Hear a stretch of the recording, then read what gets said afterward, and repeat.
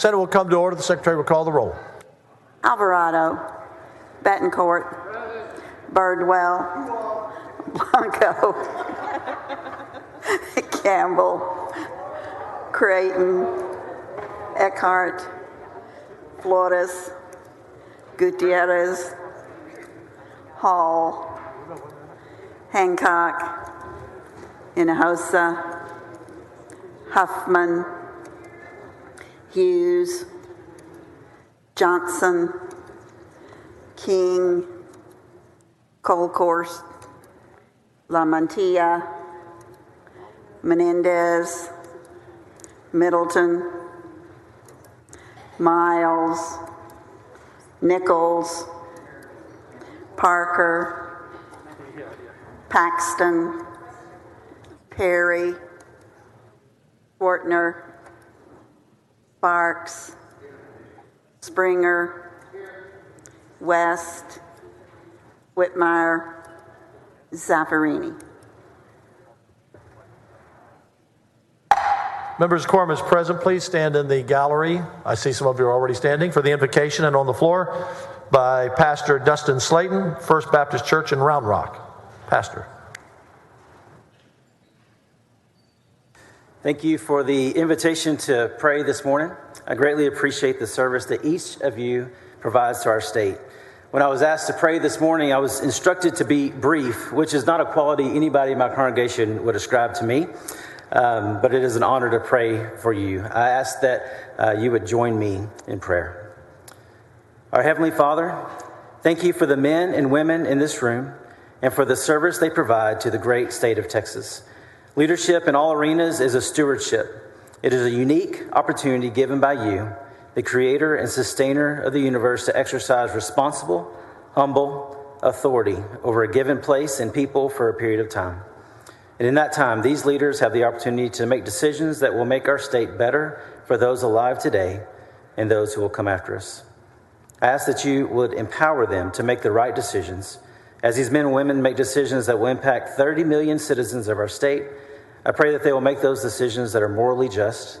Help them to make decisions that respect the dignity of every human you created, and help them to make decisions which respect the authority of your holy word, which provides the foundational principles for the laws of our society. I also want to pray for each of these men and women's families. The service these senators provide to their constituents in public affects their families in private. And truly, those families are making their own kind of sacrifice as their loved ones serve. I ask that you will let them see the blessings of that sacrifice and that you will sustain their relationships as they endure the strain of spending weeks apart. Finally, Lord, I pray that these men and women will live their lives in such a way that they will experience the joy of your approval. And I hope they will experience the goodness of God in a very personal way, and that one day they will be able to stand before you and hear, "Well done, my good and faithful servant." We pray all this in the name of Jesus Christ. Amen. Thank you, Pastor. Senator Nichols, did you want to make a comment about our pastor of the day? All right.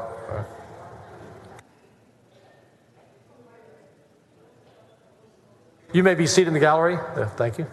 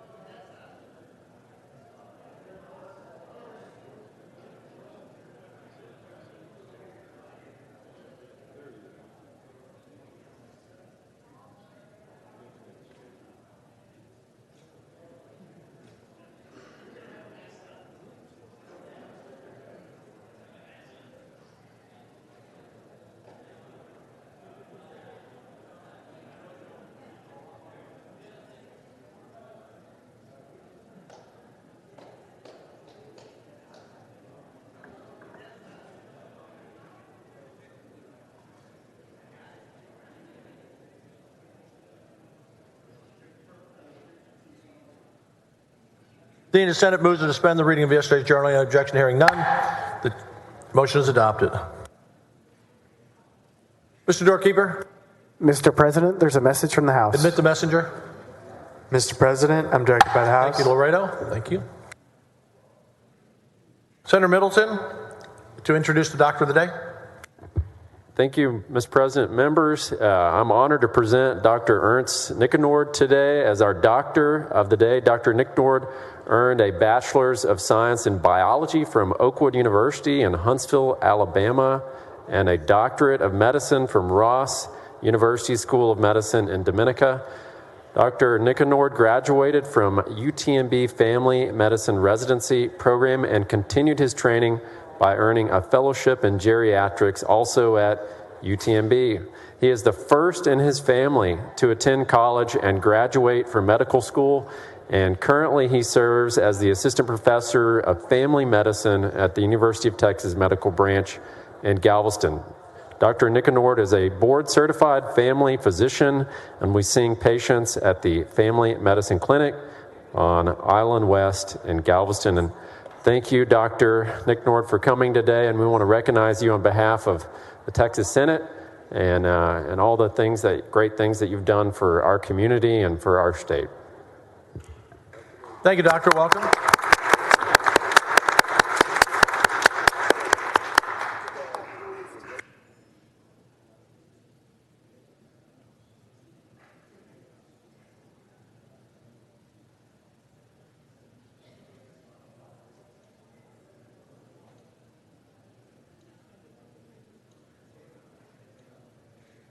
I see we have mascots in the gallery today. Not every day we have mascots. Welcome everyone in the gallery. Good to have you with us today.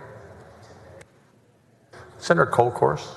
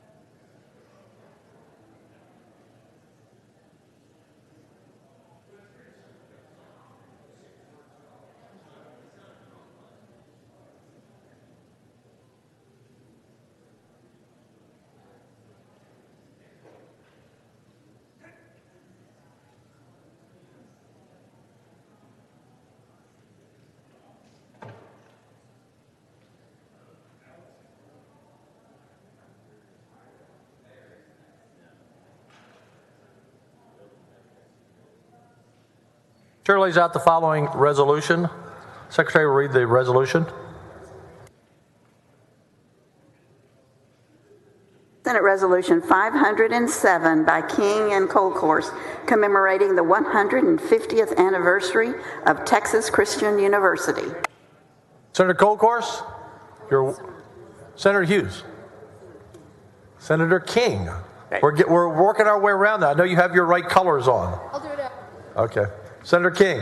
Thank you, Mr. Your President. district. I know if it's TCU, it's just automatically you look to Senator Kolkhorst, but it's my honor today to get to introduce this resolution with Senator Kolkhorst celebrating the 150th anniversary of the founding of Texas Christian University, which I'm excited to say is now in Senate District 10. In 1873, TCU was founded in Thorpe Spring by brothers Addison and Randolph Clark. The Clark brothers welcomed their first class of 13 students to the university within 5 years had enrollment of 450. In 1895, the university moved to Waco, and in 1910, a major fire destroyed the main building and severely damaged other facilities. And in the wake of that disaster, Fort Worth made one of the best decisions it's ever made, and it offered $200,000 and 50 acres to what was then pretty much out in the country. And it has, again, as I said, been one of the best decisions that Fort Worth community ever made. TCU has continued to rise in the 21st century with a current enrollment of 12,000. It is a world-class private university in every regard. TCU students, faculties, and staff offer valuable research, scholarly activity, and a significant economic benefit to the region and the state. And of course, they have over 100,000 alumni within the state of Texas.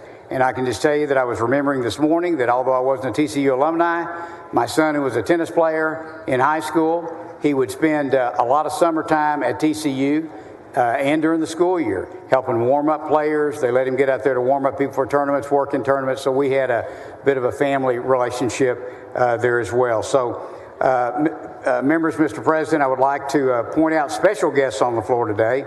Daniel Pullen, who is the TCU president, Mike Sinkfield, the deputy athletics director, Brandon Fox, the student body president, and Carvneet Carr, who is a student at the new medical School of Medicine, the Burnett School of Medicine, which I believe is about to graduate its first class.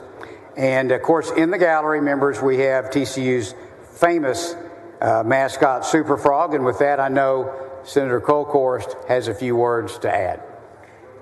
Senator Kolkhorst, I knew the color of your blouse. That you know that I'm Day. not excited about this at all, right? So I just want to say to all of you, they're all laughing, President Pullen. I wore my TCU purple today, but I like to do that more often than just these days. I want to say that we're recognizing TCU for 150 years. Which is really amazing. And if you look at the college developments of our state, it did start with private institutions. I think we're about the 8th oldest, 6th oldest, somewhere in there. I think it goes Baylor University, Senator Birdwell, I hate to admit that, and Senator Hughes and our other Baylor, Senator Paxton over here, University of Mary Hardin Baylor, Austin College, St. Mary's University, Trinity University, Paul Quinn College, and then TCU in 1873. So it is really a momentous occasion today as we recognize TCU for 150 years. And so I have to tell y'all, members, we have Texas Tech Day. In fact, I told Senator Perry, I don't know, we had like 10 Texas Tech days this year, right? We have Baylor Day, we have the University of Texas Day, we have Texas A&M's days, and then this is the first time since I have served in the House or the Senate that we've had a TCU Day. And so I want to thank my good friend and colleague, certainly Senator King. I want to thank our colleagues in the House, Representative Goldman and Representative Guerin, for bringing y'all here today. Senator Huffman, I want you to know something, that we have a med school at TCU and the state doesn't pay for it. And I have to say that they created this med school. They're privately funding this med school.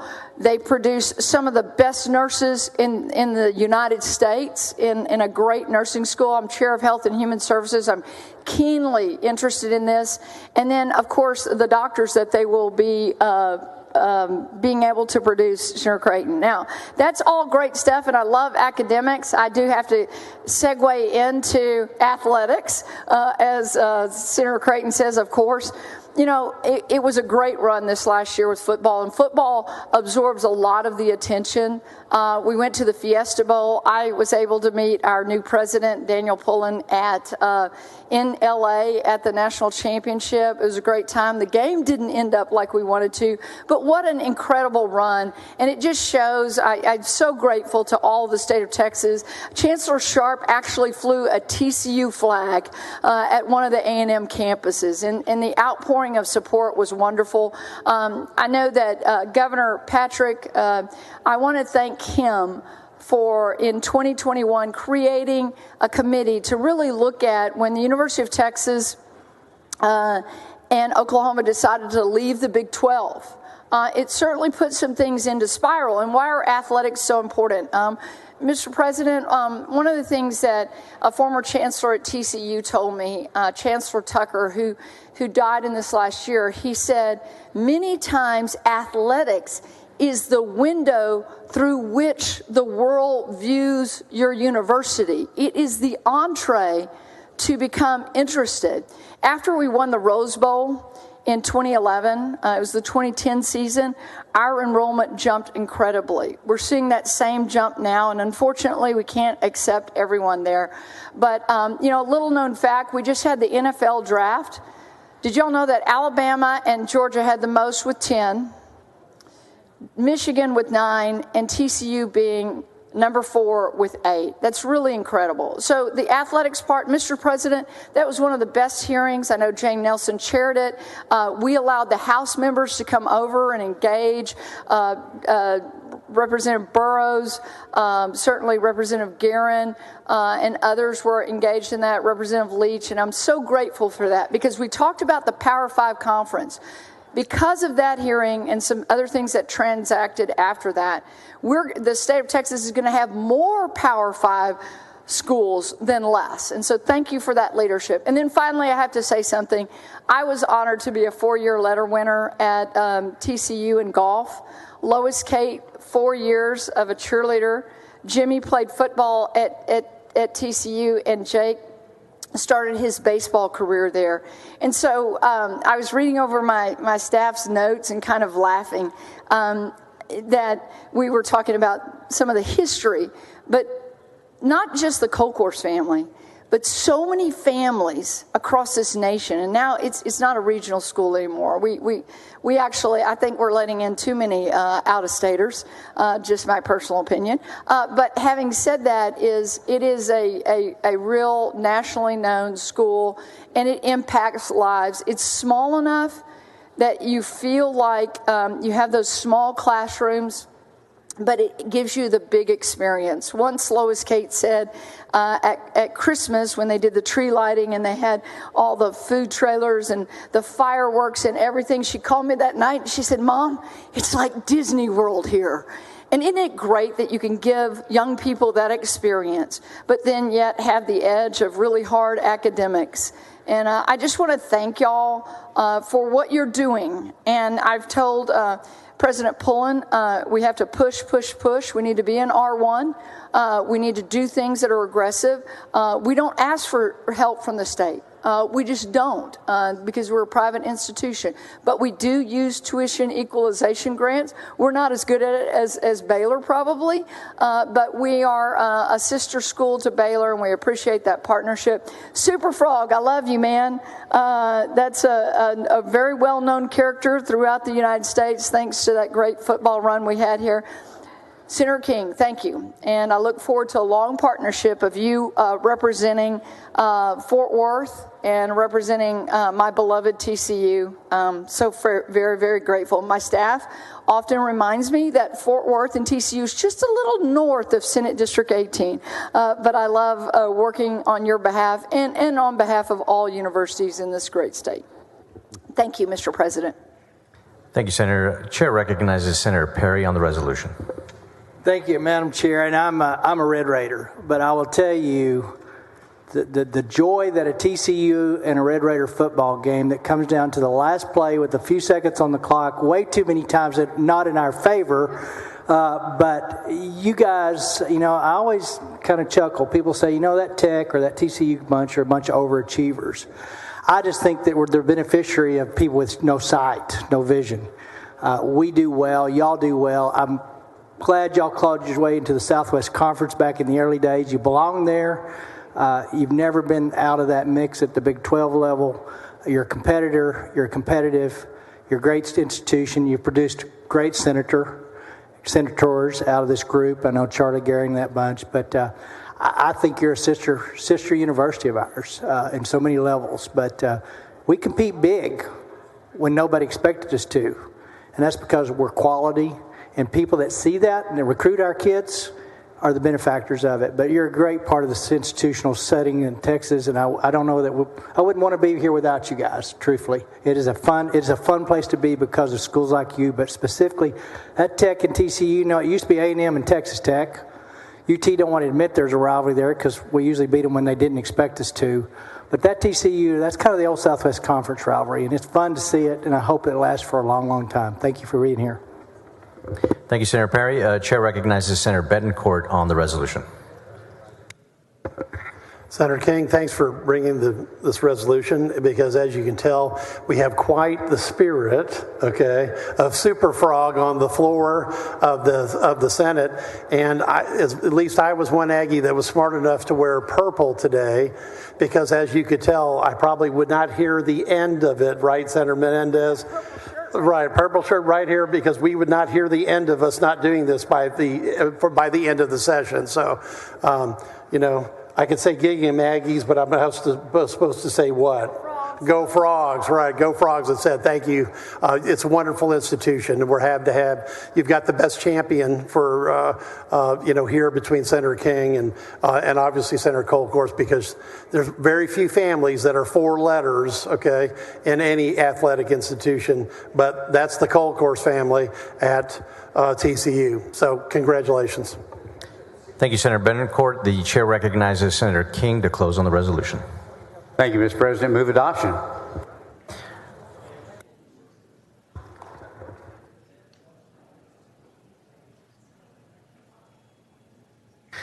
Is there any objection to the adoption of the resolution? The chair hears none. The resolution is adopted.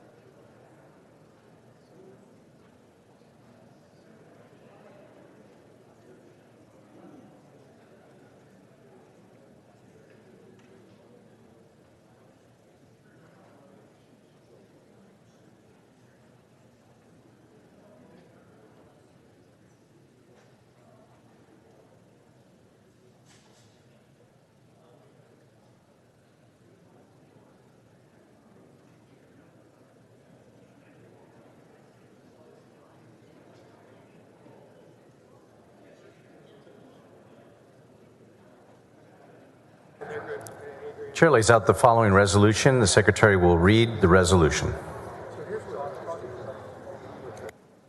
Senate Resolution 510 by Sparks et al., commemorating the 50th anniversary of the University of Texas Permian Basin on the occasion of UTPB Day at the State Capitol on May 3rd, 2023.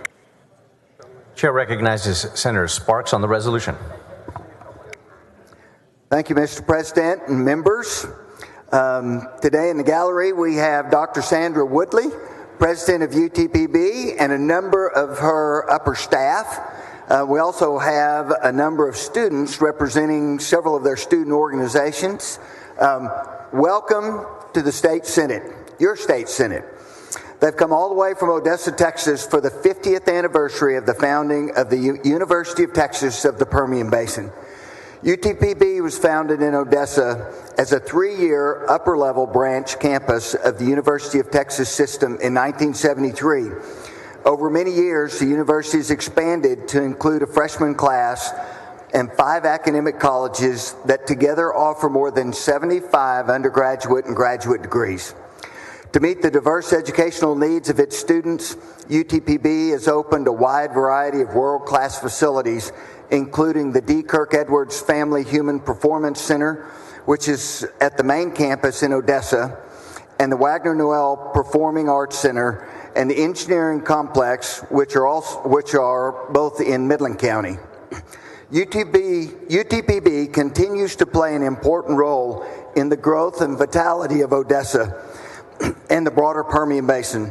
Its programs serve as a major source of skilled workers for the region's oil and gas industry and of fine arts professionals who contribute to the area's cultures. UTPB offers higher education to the students of all of West Texas that might not otherwise have the opportunity. To the administrators, educators, staff, and almost 30,000 alumni of the University of Texas of the Permian Basin, I say congratulations on your golden anniversary. 50 great years. Go Falcons.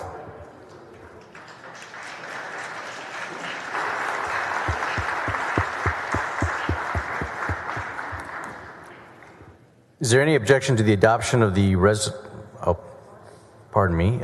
the chair recognizes Senator Menendez on the resolution. Thank you very much, Mr. President. I rise to thank Senator Sparks for bringing this resolution, Senate Resolution 510, commemorating this important anniversary, and to congratulate all of the people from UT Permian Basin. You are one heck of a great-looking crowd up there, the Falcon, and then the young ladies, and it looks like some folklorico attire up there. It's so nice to see everyone, and what a great image of the diversity of the state of Texas.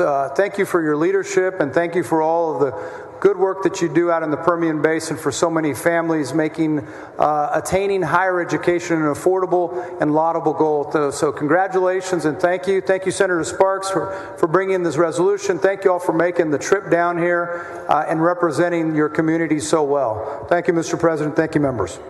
Thank you, Senator Menendez.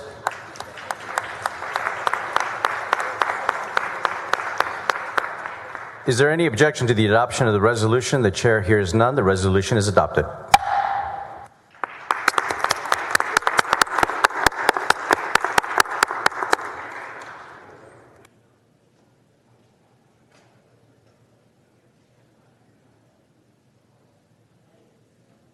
Chair recognizes Senator Flores for an introduction. Thank you, Mr. President and members, for allowing me to recognize some great people today.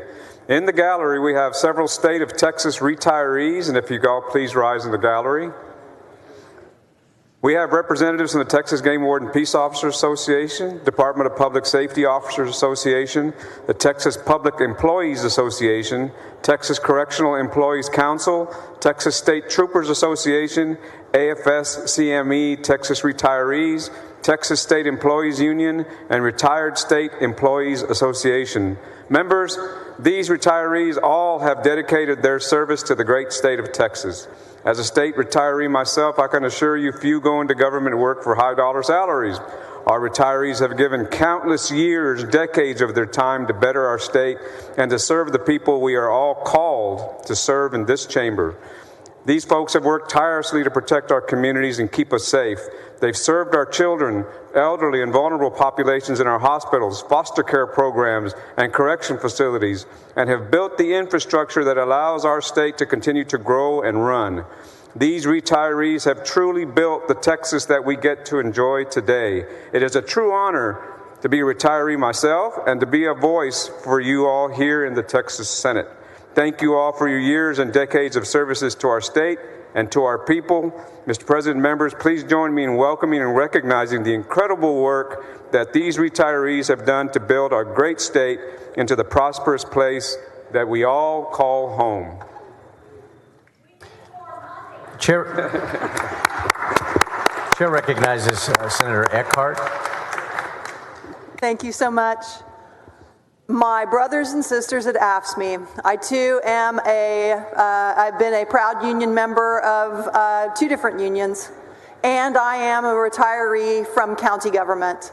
I am so proud to have served with my city and county and other local government public servants, and I'm very proud to stand with you here today in this chamber. You are right. There's been no cost of living adjustment since 2001 for our state retirees, and I will continue to work with you on that in the hopes that in this time where we do have a significant budget surplus, we can find the roughly $250 million to do at least a 13th check in the same way we've done for retired teachers. We'll keep working with you.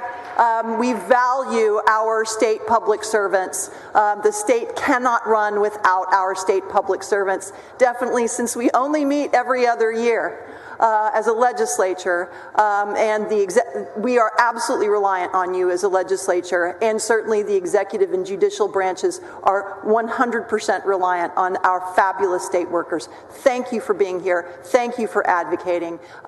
Keep on keeping on. Chair recognizes Senator Menendez. Thank you, Mr. President. I want to thank my colleagues for bringing attention to our retired public state employees. I, too, am a dues-paying member of the CWA Public State Employees since 2001, and want to just say thank you for the work that you did. You represent hundreds of thousands of people who can't be here today. So it's important that you're here. It's important that your voice is heard for so many, and we should not let another session pass without making amends for the fact that we've gone over 20 years without a cost of living adjustment for y'all. Y'all deserve it for all your hard work. Thank you for being here. Thank you, Mr. President. Thank you, members. Thank you, Senator Menendez.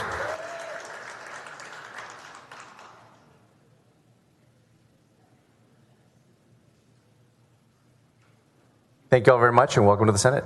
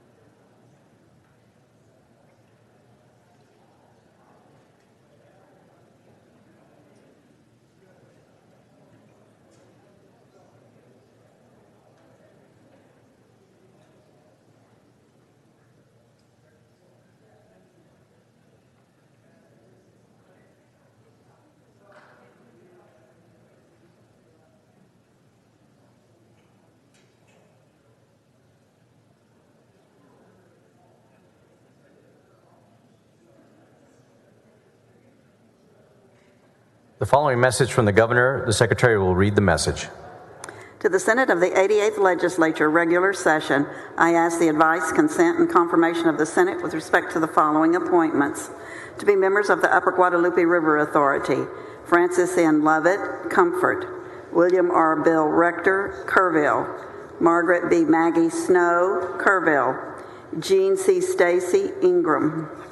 To be a member of the Correctional Managed Healthcare Committee: Kristen S. Chris Coons, San Antonio. Respectfully submitted, Greg Abbott, Governor of Texas, to nominations.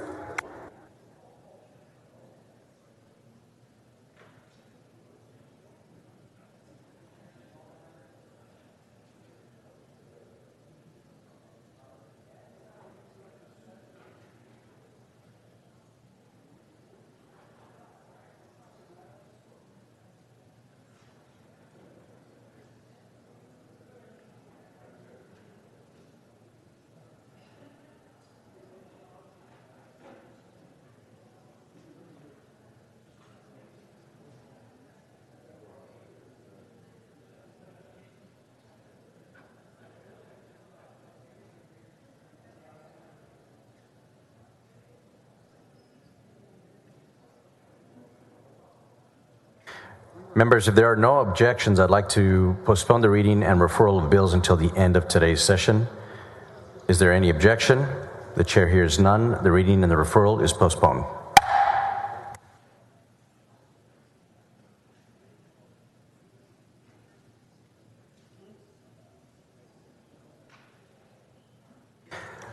Members, that concludes the morning call.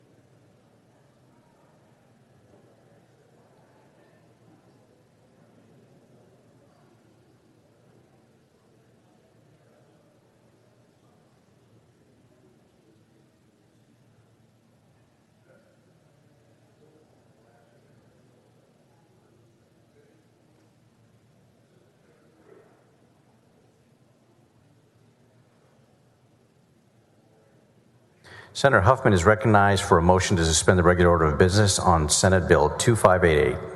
Thank you, Mr. President. Members, at this time I move to suspend the regular order of business to take up and consider Senate Bill 2588. Members, I'm very excited to lay out this bill. It creates the Fort Bend County Municipal Utility District number 264. It has used the template approved by the House and Senate committees and Legislative Council, and all legal notice has been applied. And with that, I move to suspend the regular order of business. Senator Huffman moves suspension of the regular order of business on Senate Bill 2588. Is there any objection? Hearing none, the rules are suspended. Chair lays out on second reading Senate Bill 2588. The Secretary will read the caption. Senate Bill 2588, relating the creation of the Fort Bend County Municipal Utility District number 264. Senator Huffman is recognized for a motion. I move passage to engrossment of Senate Bill 2588. Senator Huffman moves passage to engrossment. Is there any objection? Hearing none, the bill is passed to engrossment. Senator Huffman is recognized for a motion to suspend the constitutional 3-day rule. So moved, Mr. President. Senator Huffman moves to suspend the 3-day rule. The Secretary will call the roll. Alvarado, Betancourt, Birdwell, Blanco, Campbell, Creighton, Eckhart, Flores, Gutierrez, Hall, Hancock, Hinojosa. There being 27 ayes and 3 nays, the rules are suspended. The Chair lays out on third reading and final passage Senate Bill 2588. The Secretary will read the caption. Senate Bill 2588, relating the creation of the Fort Bend County Municipal Utility District number 264. Senator Huffman is recognized for a motion. Yes, thank you. I move final passage of Senate Bill 2588. Senator Huffman moves final passage on Senate Bill 2588. The Secretary will call the roll. Alvarado, Betancourt, Birdwell, Blanco, Campbell, Creighton, Eckhart, Flores. There being 27 ayes and 3 nays, the bill is finally passed. Congratulations. Thank you, Mr. President.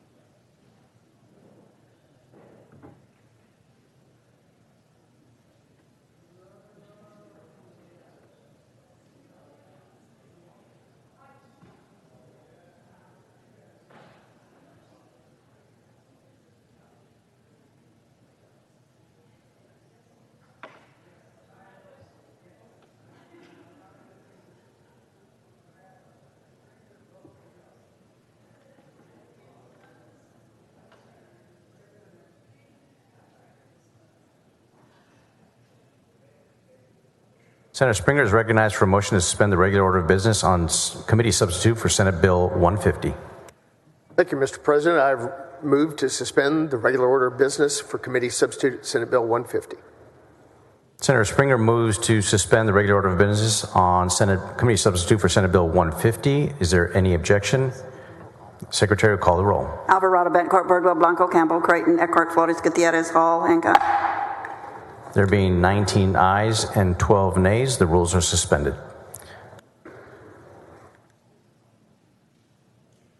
The chair lays out on third reading and final passage committee substitute for Senate Bill 150. The Secretary will read the caption. Committee substitute Senate Bill 150 relating to the maximum amount of unemployment benefits payable to an individual during a benefit year under the state unemployment insurance program. Senator Springer is recognized for a motion. Thank you, Mr. President. I move final passage of committee substitute Senate Bill 150. Senator Springer moves final passage on committee substitute for Senate Bill 150. The Secretary will call the roll. Clear it.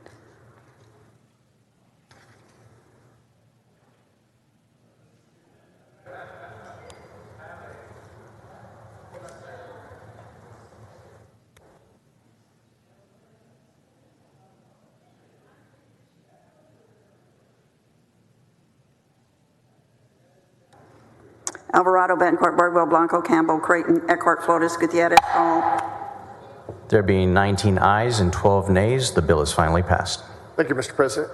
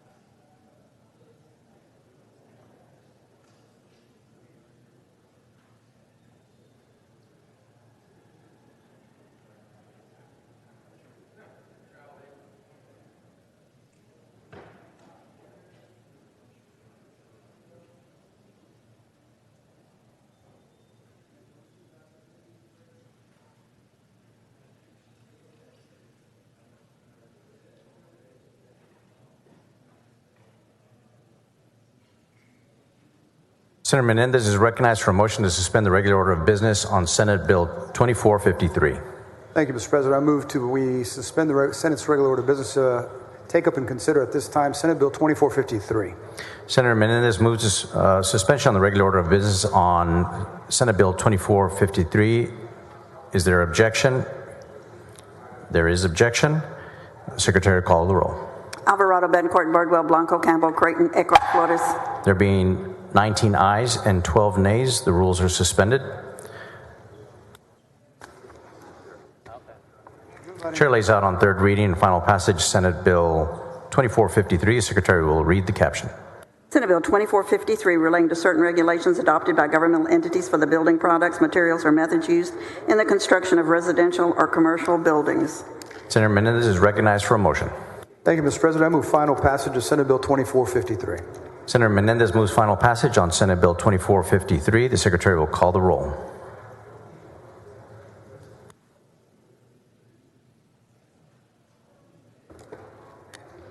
Alvarado, Betancourt, Bardwell, Blanco, Campbell, Creighton, Eckhart. There being 17 ayes and 14 nays, the bill is finally passed. Very efficient use of the hall. Thank you, Mr. President. Thank you, Senator.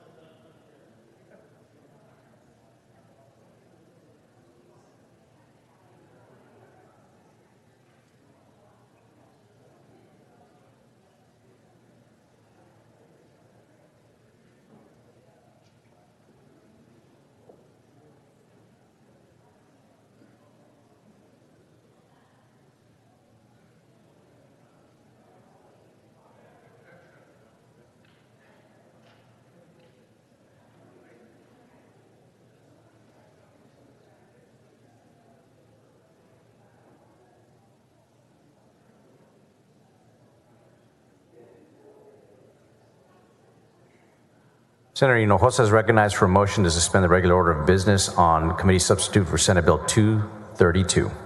Thank you, Mr. President and members. Senate Bill 232 relates to the removal of local officials for public corruption. Present law requires for a member of the Texas legislature, the governor, or statewide elected official to vacate the office on the date the conviction becomes final. This requirement, which draws a bright line for statewide elected officials, is currently missing in state law for local elected officials. Senate Bill 232 would require that a person holding an elected or appointed office of a political subdivision in the state of Texas to automatically be removed from and vacate the office on the earlier of the date the person either pleaded guilty or no contest, received deferred adjudication, or is convicted to one of the 8 offenses related to public corruption listed in the bill. Convictions and pleadings of guilty or no contest means that the violation of anti-corruption laws have been determined to have occurred as a matter of law. Allowing corrupt officials who pled guilty or have been convicted to continue to hold office erodes public confidence in our government. With that, Mr. President, members, I will move to suspend the regular order of business. Take up and consider committee substitute Senate Bill 232. Senator Hinojosa moves suspension of the regular order of business on Committee Substitute Senate Bill 232. Is there objection? Hearing none, the rules are suspended. Chair lays out on second reading Committee Substitute Senate Bill 232. The Secretary will read the caption. Committee Substitute Senate Bill 232, relating the removal from office of an officer of a political subdivision for commission of certain criminal offenses. Senator Hinojosa is recognized for a motion. I move passage to engrossment. Senator Hinojosa moves passage to engrossment. Is there any objection? Hearing none, the bill is passed to engrossment. Senator Hinojosa is recognized for a motion to suspend the constitutional 3-day rule. I so move. Senator Hinojosa moves suspension of the 3-day rule. The Secretary will call the roll. Alvarado, Betancourt, Birdwell, Blanco, Campbell, Creighton. There being 31 ayes and 0 nays, the rules are suspended. The Chair lays out on third reading and final passage Committee Substitute Senate Bill 232. The Secretary will read the caption. Committee Substitute Senate Bill 232, relating the removal from office of an officer of a political subdivision for commission of certain criminal offenses. Senator Hinojosa is recognized for a motion.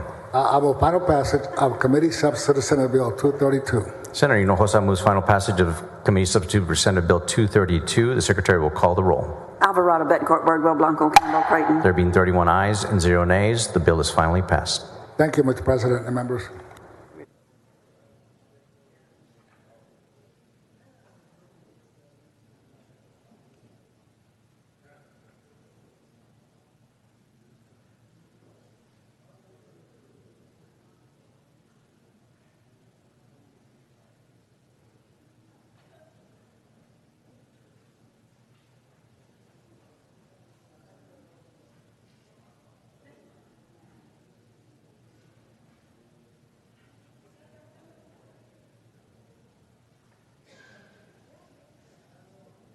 Senator Zaffarini is recognized for a motion to suspend the regular order of business on Committee Substitute for Senate Bill 2250. Thank you, Mr. President. Mr. President and members, I move to suspend the Senate's regular order of business to take up and consider at this time the Committee Substitute for Senate Bill 2250 relating to the execution of a certificate of completion for the purchase of solar panels under a retail installment contract. Members, generally this bill would provide that if a retail solar panel seller has a retail buyer sign a certificate of completion for solar panels installation, and the solar panels fail to meet the building inspection code within the first year of the certificate, the certification is void. There is a floor amendment that we discussed during the committee hearing and was necessary because the committee substitute was not ready timely. Mr. President, I move suspension. Senator Zaffarini moves suspension of the regular order of business on Committee Substitute for Senate Bill 2250. Is there any objection? Hearing none, the rules are suspended. Chair lays out on second readings Committee Substitute Senate Bill 2250. The Secretary will read the caption. Committee Substitute Senate Bill 2250, relating to the execution of a certificate of completion for the purchase of solar panels under a retail installment contract. The following amendment, the Secretary will read the amendment. Floor Amendment number 1 by Zaffarini. Chair recognizes Senator Zaffarini on the amendment. Thank you, Mr. President. Mr. President and members, the floor amendment would correct a drafting error by removing a provision that would have required solar panels to pass building code inspection before the retail seller can request a buyer to sign a certificate of completion, and specifying that for a certificate of completion to be void, if the solar panels do not pass building code inspection, the failure must be because of an issue relating to the solar panels installation. Mr. President, I move adoption. Senator Zaffarini moves adoption on the amendment. Is there any objection? Hearing none, the amendment passed.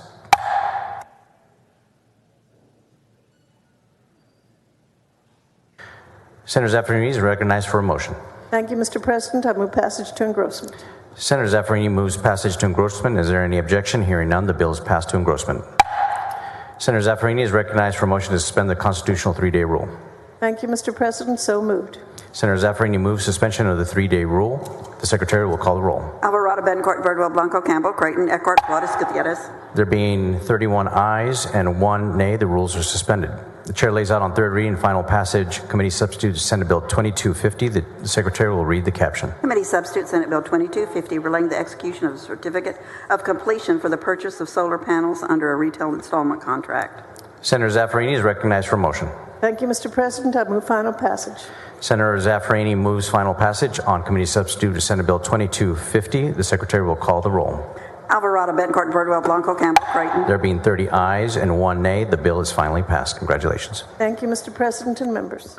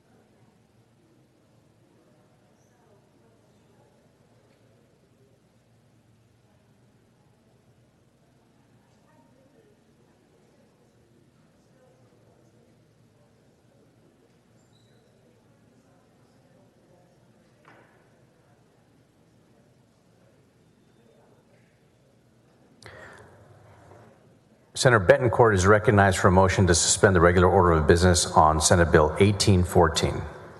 Thank you, Mr. President and members. Senate Bill 1814 is about transparency and taxation. Specifically, current law allows a taxing unit to levy an unrestricted INS sinking property tax fund rate to generate sufficient revenue to cover required debt service. As the tax rate declines, the local amount of debt outstanding from issuance is paid off over time. However, some governing bodies of some taxing units elect to retire debt earlier than required. Decision requires that the taxing unit INS be set higher than would otherwise be required. Leads the taxpayers to pay higher tax bills than otherwise necessary. We seek in 1814 to define a definition of current debt for purposes of calculating an INS rate, and I do have a floor amendment agreed to by the stakeholders that will provide taxing entities some needed flexibility in this area. I move suspension to regular order of business. Take up and consider Senate Bill 1814. Senator Betancourt moves suspension of the regular order of business on Senate Bill 1814. Is there objection? There is objection. The Secretary will call the roll. Alvarado, Betancourt, Birdwell, Blanco, Campbell, Creighton, Eckhart, Flores. There being 22 ayes and 9 ayes, the rules are suspended. Chair lays out on second reading Senate Bill 1814. The Secretary will read the caption. Senate Bill 1814, relating the definition of current debt service for the purpose of calculating the current debt rate of a taxing unit for ad valorem tax purposes. Following amendment, the Secretary will read the amendment.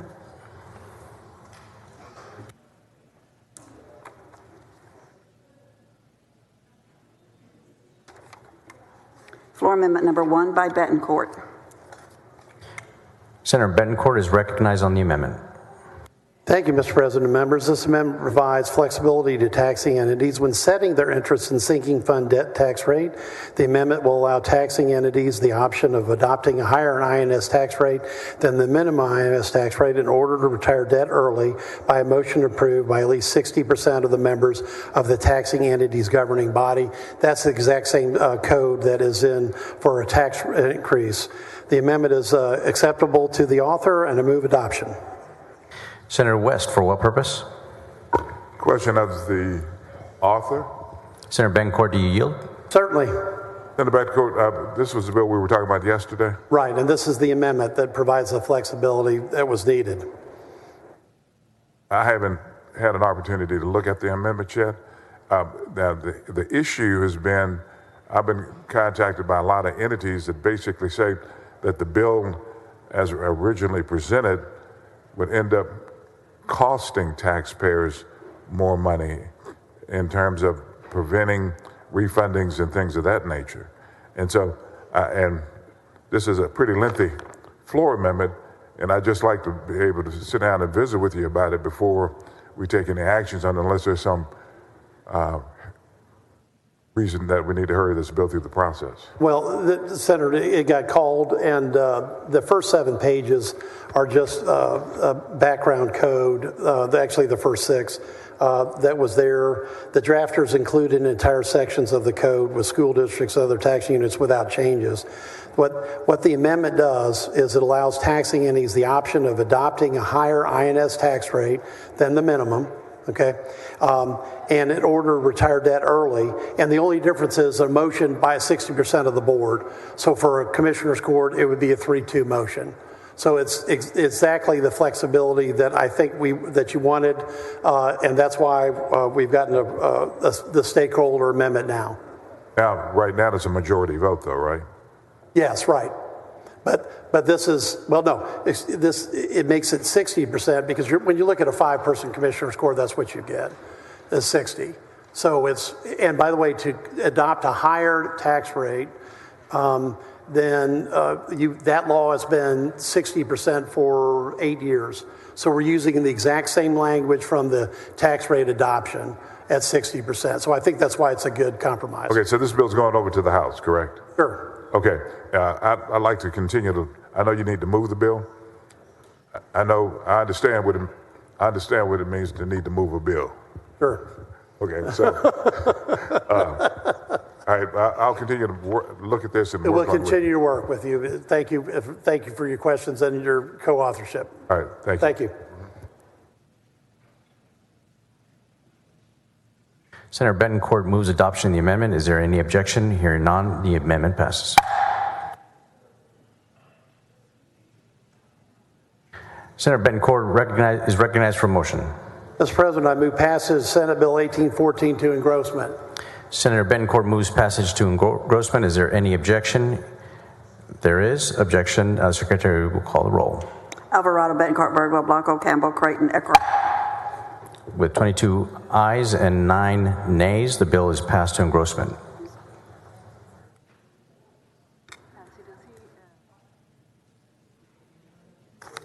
I know. How many? Great.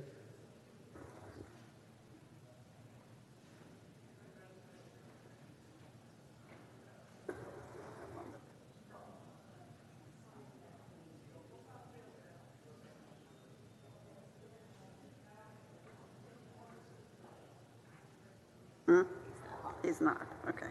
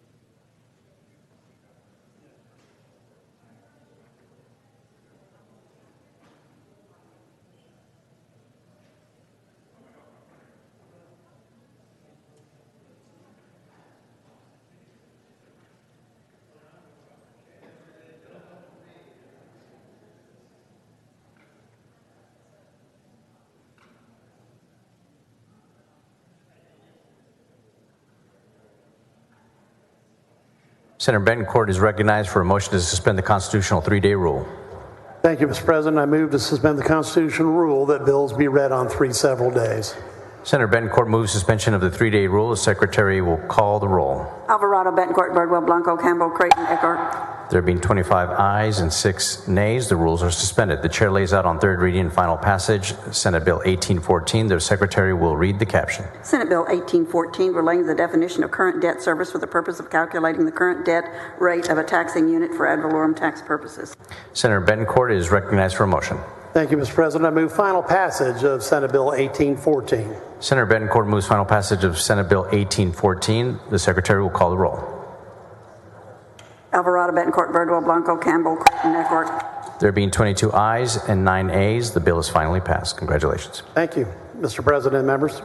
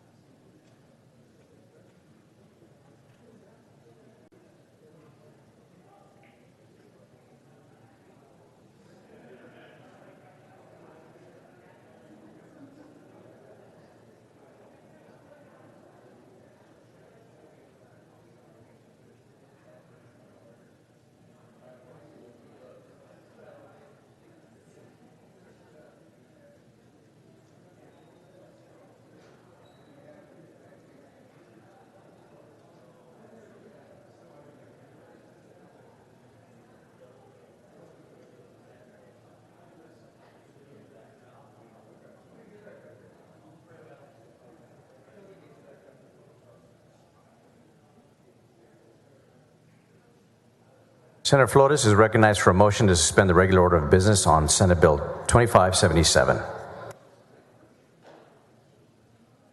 Thank you, Mr. President. Members, I move to suspend the regular order of business to take up and consider Senate Bill 2577. Senate Bill 2577 is the creation of Atascosa County MUD Number 2. The bill is template language and requests water, sewer, and drainage powers as well as full road powers. I move suspension of the Senate's regular order of business. Senator Flores moves suspension of the regular order of business on Senate Bill 2577. Is there any objection? Hearing none, the rules are suspended. Chair lays out on second reading Senate Bill 2577. The Secretary will read the caption. Senate Bill 2577, relating the creation of the Atascosa County Municipal Utility District Number 2. Senator Flores is recognized for a motion. Thank you, Mr. President. I move passage to engrossment. Senator Flores moves passage to engrossment. Is there any objection? Hearing none, the bill is passed to engrossment. Senator Flores is recognized for a motion to suspend the constitutional 3-day rule. So move, Mr. President. Senator Flores moves suspension of the 3-day rule. The Secretary will call the roll. Alvarado, Betancourt, Bardwell, Blanco, Campbell, Creighton, Eckhart, Flores. There being 27 ayes and 3 nays, the rules are suspended. The chair lays out on third reading and final passage Senate Bill 2577. The Secretary will read the caption. Senate Bill 2577, relating the creation of the Atascosa County Municipal Utility District Number 2. Senator Flores is recognized for a motion. I move final passage. Senator Flores moves final passage on Senate Bill 2577. The Secretary will call the roll. Alvarado, Betancourt, Bardwell, Blanco, Campbell, Creighton, Eckhart. There being 27 ayes and 3 nays, the bill is finally passed. Congratulations. Thank you, Mr. President. Members.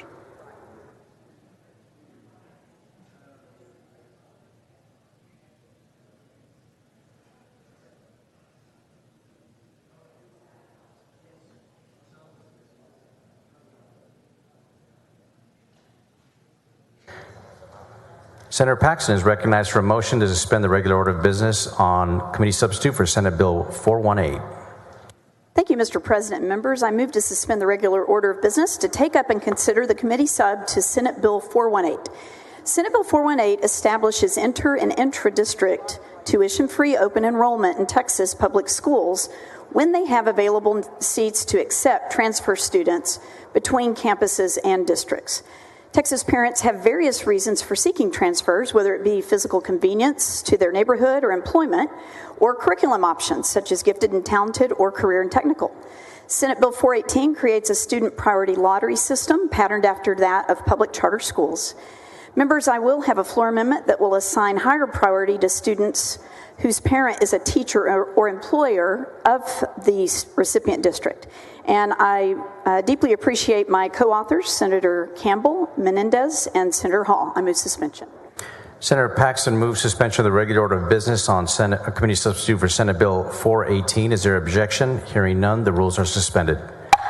Chair lays out on second reading committee substitute for Senate Bill 418. The Secretary will read the caption. Committee substitute Senate Bill 418, relating to the transfer of students between public schools. Following amendment, the Secretary will read the amendment. Floor amendment number 1 by Paxton. Chair recognizes Senator Paxton on the amendment. Thank you, Mr. President. Members, this amendment adjusts the student priority list within the lottery system of preferences for student enrollment to make sure that a student whose parent is a teacher or employee of the recipient district has a top priority. This is a simple but very significant benefit and recruitment tool for teachers. I move adoption of the amendment. Senator Paxton moves adoption of the amendment. Is there any objection? Hearing none, the amendment is adopted. Senator Paxton is recognized for a motion to suspend the constitutional 3-day.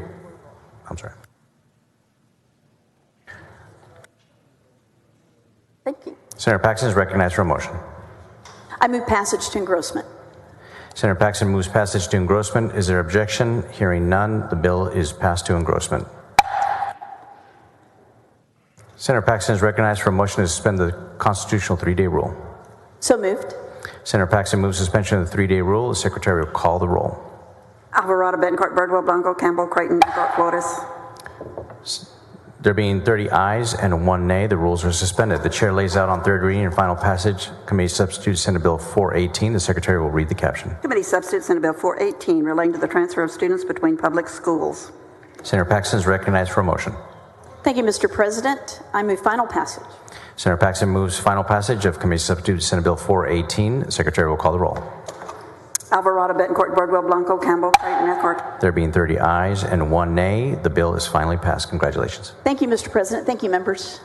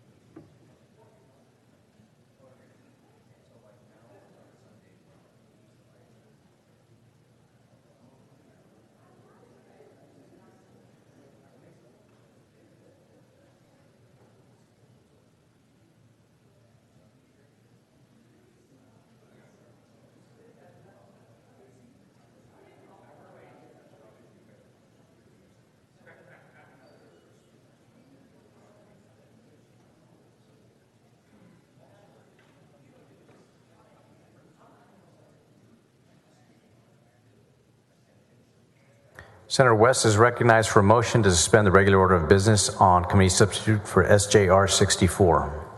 Mr. President, I move to suspend the Senate regular order of business to take up and consider the committee substitute Senate Joint Resolution 64. Members, last week we passed Senate Bill 1145, which created a permissive tax exemption for certain child care centers. This is the joint resolution necessary to propose the constitutional amendment to allow local units of government the opportunity to provide this permissive tax exemption to certain child care centers. Senator West moves suspension of the regular order of business on committee substitute for SJR 64. The Secretary will call the roll. Alvarado, Betancourt, Birdwell, Blanco, Campbell, Creighton, Eckhart. There being 25 ayes and 6 nays, the rules are suspended. The Chair lays out on second reading committee substitute for SJR 64. The Secretary will read the caption. Committee substitute SJR 64, proposing a constitutional amendment authorizing a local option exemption from ad valorem taxation by a county or municipality of all or part of the appraised value of real property used to operate a child care facility. Senator West is recognized for a motion. Move passage to engrossment. Senator West moves passage to engrossment. The Secretary will call the roll.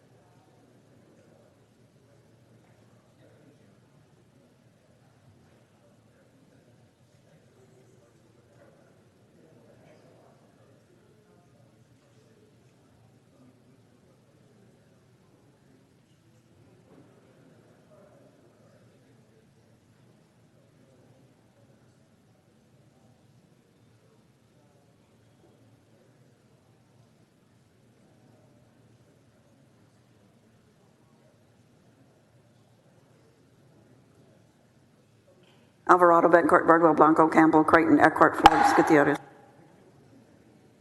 There being 25 ayes and 6 nays, the bill is passed to engrossment. Senator West is recognized for a motion to suspend the constitutional 3-day rule. So moved.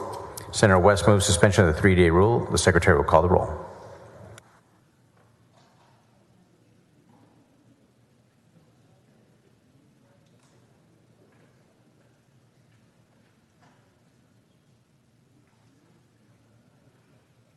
Alvarado, Bettencourt, Birdwell, Blanco, Campbell, Creighton.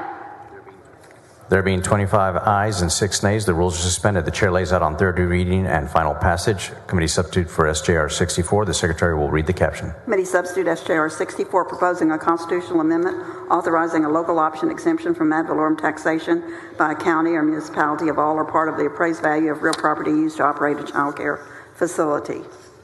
Senator West is recognized for a motion. For final passage of CSSJR 64. Senator West moves final passage of committee substitute for SJR 64. The Secretary will call the roll.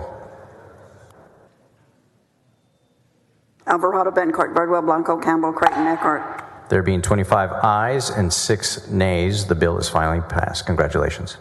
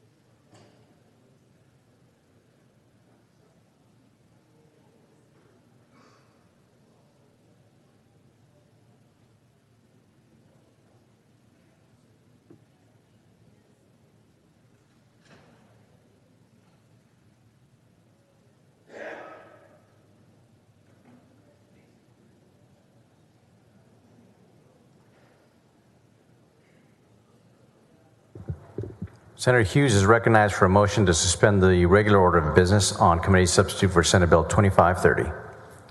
Thank you, Mr. President.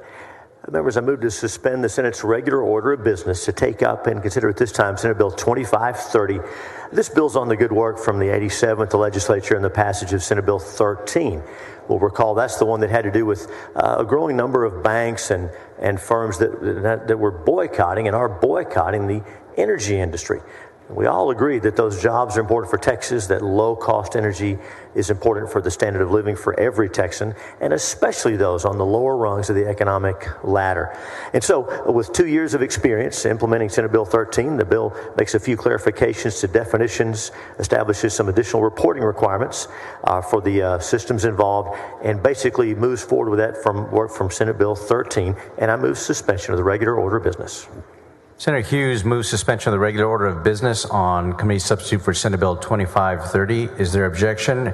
There is objection. The Secretary will call the roll.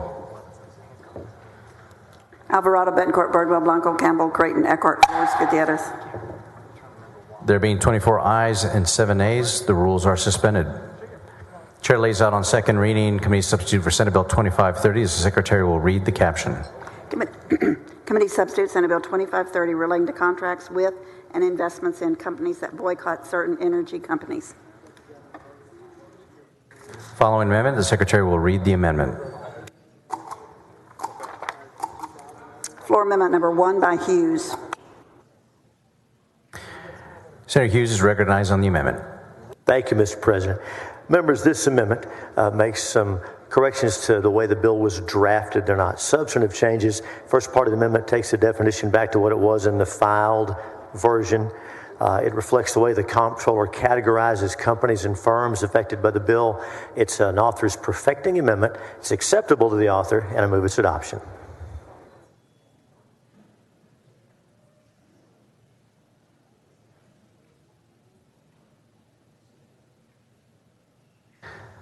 Senator Hughes moves adoption of the amendment. Is there any objection? Hearing none, the amendment is adopted. Senator Hughes is recognized for a motion to suspend the Senator Hughes is recognized on second reading and moves passage to engrossment. Thank you, Mr. President. I move passage to engrossment. Senator Hughes moves passage to engrossment. Is there any objection? Hearing none. Secretary will call the roll. Alvarado, Betancourt, Birdwell, Blanco, Campbell, Creighton, Forrest. There being 24 ayes and 7 nays, the bill is passed to engrossment. Senator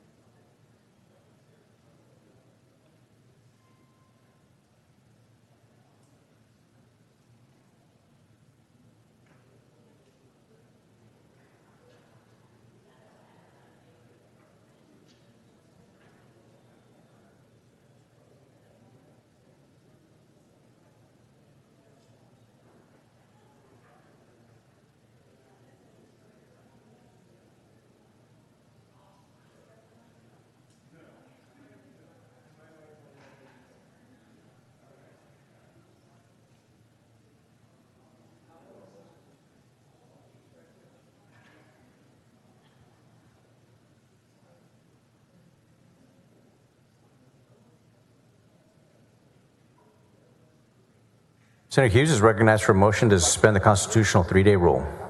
Thank you, Mr. President. I move suspension of the 3-day rule. Senator Hughes moves suspension of the 3-day rule. The Secretary will call the roll. Alvarado, Betancourt, Birdwell, Blanco, Campbell, Creighton, Eckert. There being 25 ayes and 6 nays, the rules are suspended. Chair lays out on third reading and final passage. Committee substitute Senate Bill 2530. The Secretary will read the caption. Committee substitute Senate Bill 2530 relating to contracts with and investments in companies that boycott certain energy companies. Chair recognizes Senator Eckhart to speak on the bill. I rise to speak on this bill because although I understand Senator Hughes's principle with regard to this bill as well as bills from the prior legislative session, this is doing real and lasting damage to local governments as well as to the state's ability to borrow money at a reasonable rate.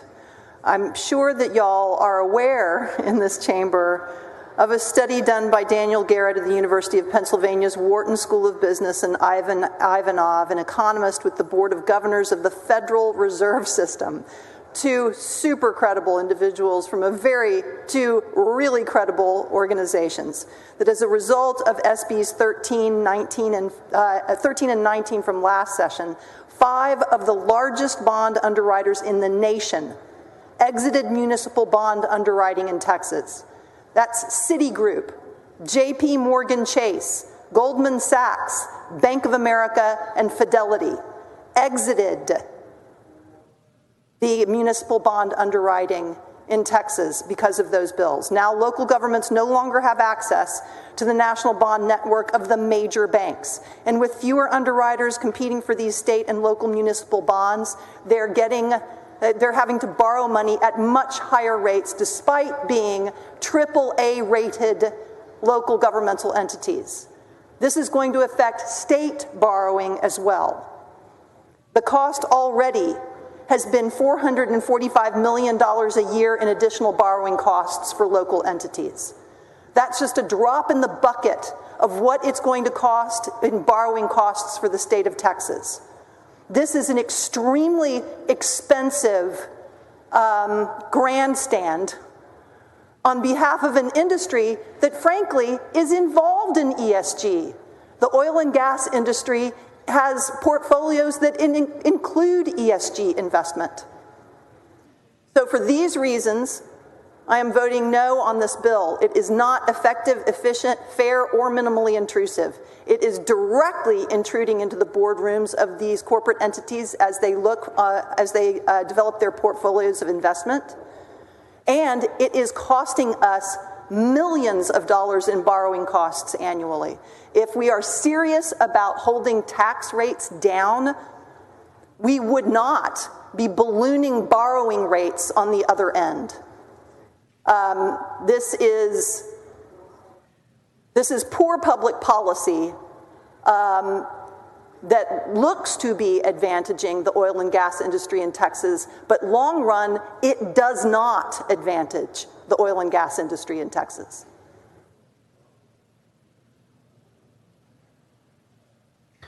Senator Hughes is recognized for a motion.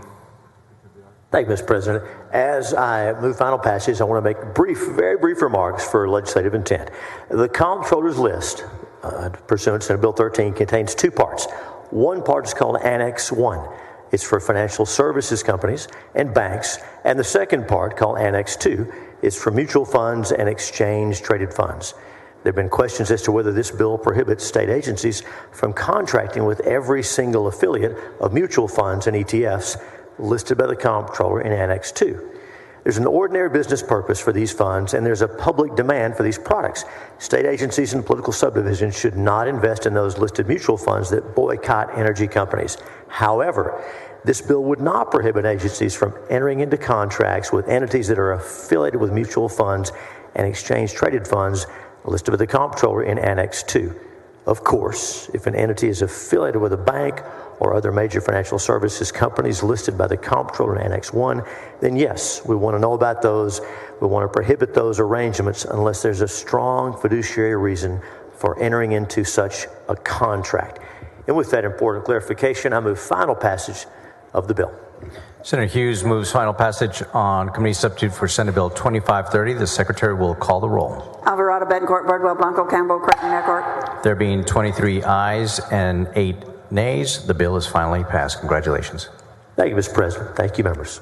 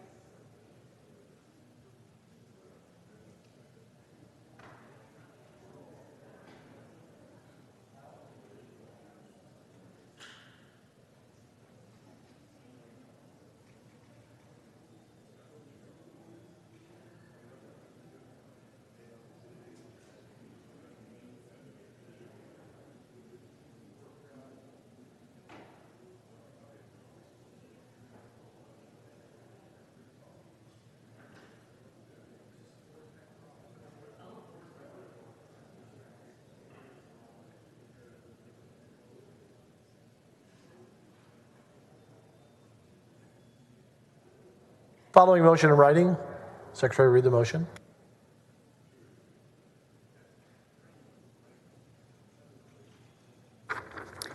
Mr. President, I move to suspend Senate Rule 11.13 so that committees may meet while the Senate is meeting today.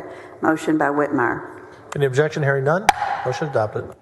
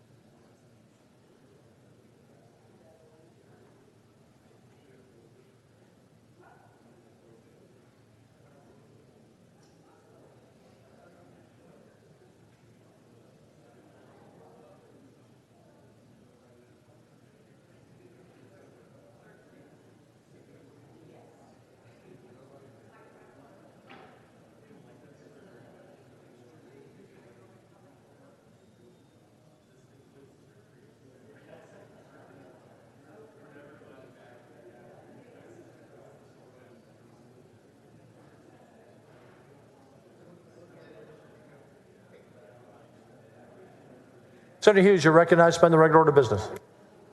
For a motion. Thank you, Mr. President. I move to suspend the posting rules to allow the Committee on Jurisprudence to meet immediately in the Senate press room to consider pending business. Any objection? Hearing none, motion adopted. Senator Hughes, do you want to make an announcement?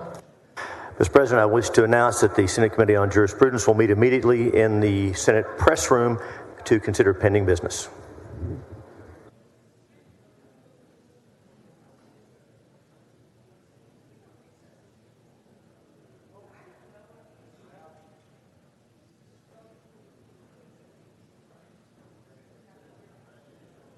Senator Betancourt, suspend the regular order of business, Senate Bill 2037. Thank you, Mr. President. Senate Bill 2037 seeks to make the platting process less complicated in cities, in ETJs, and counties and unincorporated areas by not approving plats and not following current restrictions of the local government code. We've had many instances of this, and we took testimony in the local government committee. So Senate Bill 2037 makes it abundantly clear that cities and ETJs and counties and unincorporated areas may not regulate lot density either directly or indirectly through minimum lot sizes, lot dimensions, minimum lot width, frontages, lot setbacks, or any other components, or lot density. This bill is one of many that we've been passing in local government committee to make sure we don't have over-regulation. And I do have one floor amendment that will clarify some of the terms, but it's strictly technical. Senator Eckhart, what purpose? To ask questions of the author. Do you yield? Yes, please. I enjoy the local government committee so much because we have such good conversation. My questions are really go to the word indirect regulation. What do you have in mind with regard to indirect regulation? Do you have examples? Here I can read from the bill pattern. The use of any building or property for business, industrial, residential, other purposes, the bulk height, number of buildings constructed on a particular tract of land, the size of a building that can be constructed on a particular tract of land, including without limitation, restriction of ratio of the building floor space to land footage. That is exactly out of the bill. So I would imagine, I'm just going to throw out some examples from my own experience. So would this bill prohibit an agreement on accepting private roads onto the county road system in exchange for setbacks or frontage requirements? I don't think it prevents it, okay? Because again, you've got an existing agreement. What this does is allow, let's see, either directly or indirectly. Give me a second if you could, okay? Because that's an interesting Sure. question. I have a couple of other examples in the same vein, like an agreement on clustering of the improvements in exchange for parkland dedication. That would be another real-world example. Or an agreement on a riparian setback in exchange for impervious cover elsewhere. These are common examples that could run afoul of indirect regulation. Senator Eckhart, could you hand that to my staff, senior staff over there? I absolutely because right now my answer is going to be unadvised, but that doesn't mean we won't answer the questions later, even after the bill passage, to make sure. I would appreciate it because I believe that indirect could be vague to the point of creating some serious confusion. Okay. Well, we'll get your questions answered. Thank you. Thank you. Senator Miles? Okay. I knew the light was pushed.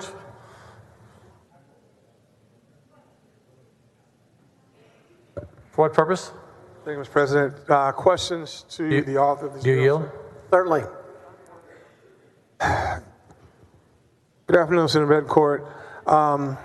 I know this is a somewhat Harris County bill. I've got some concerns about this bill. I just want a few questions I'd like to get cleared up.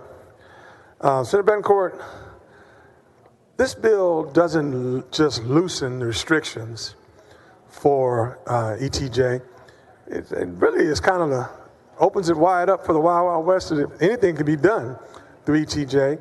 And I'm a little concerned because you're giving too much authority when it comes to designing our cities and things of that nature. Can we both agree that ETJ exists because a city is planning to grow in that area? I think, Senator Miles, before the reforms of the last couple of legislatures, that would have been a premise.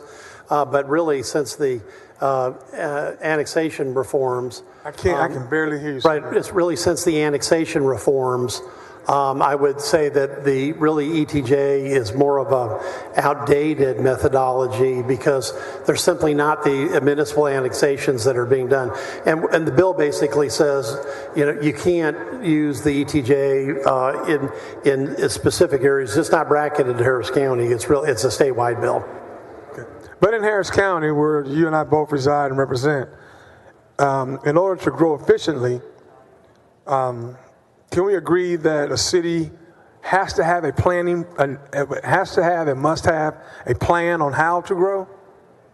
No, because again, if you're looking at Houston specifically, there's no intention to annex these portions of unincorporated Harris County.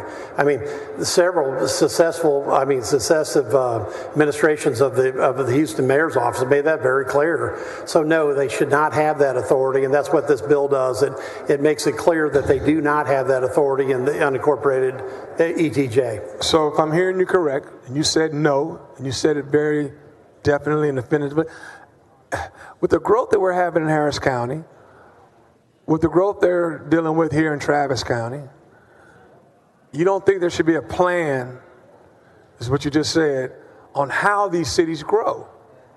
You just said no, that we don't need a plan. So you just want Houston to grow and developers to come in anywhere and put up any kind of lot sizes with no particular plan.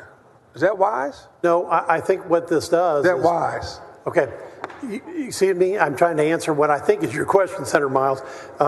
It just makes it abundantly clear that cities in the ETJ and the counties and incorporated areas may not regulate lot density either directly or indirectly through minimum lot sizes, lot dimensions, or minimum, lot width. And remember, Houston is the largest city, certainly in Texas, that has no zoning. So it has a 1,400 per square foot, lot size minimum, which we have another bill that we're talking about in local government later today on. But the real premise now is with the changes in annexation and the stated intent, especially by the city, there's just simply no plan to annex any of these residential subdivisions in Northwest Harris County.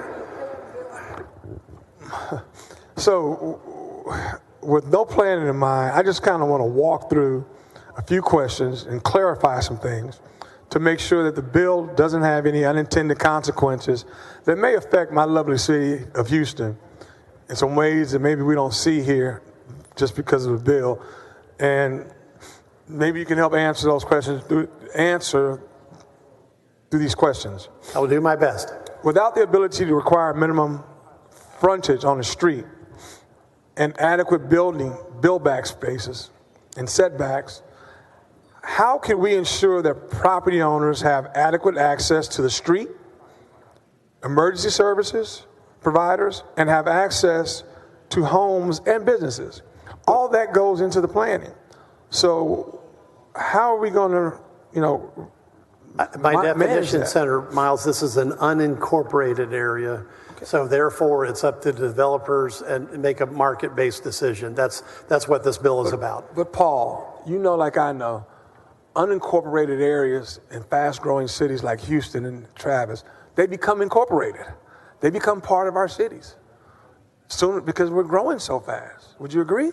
Well, we have grown exceptionally fast in the unincorporated area of Houston. I don't think you can hide behind these are unincorporated areas because those unincorporated areas eventually become part of our cities.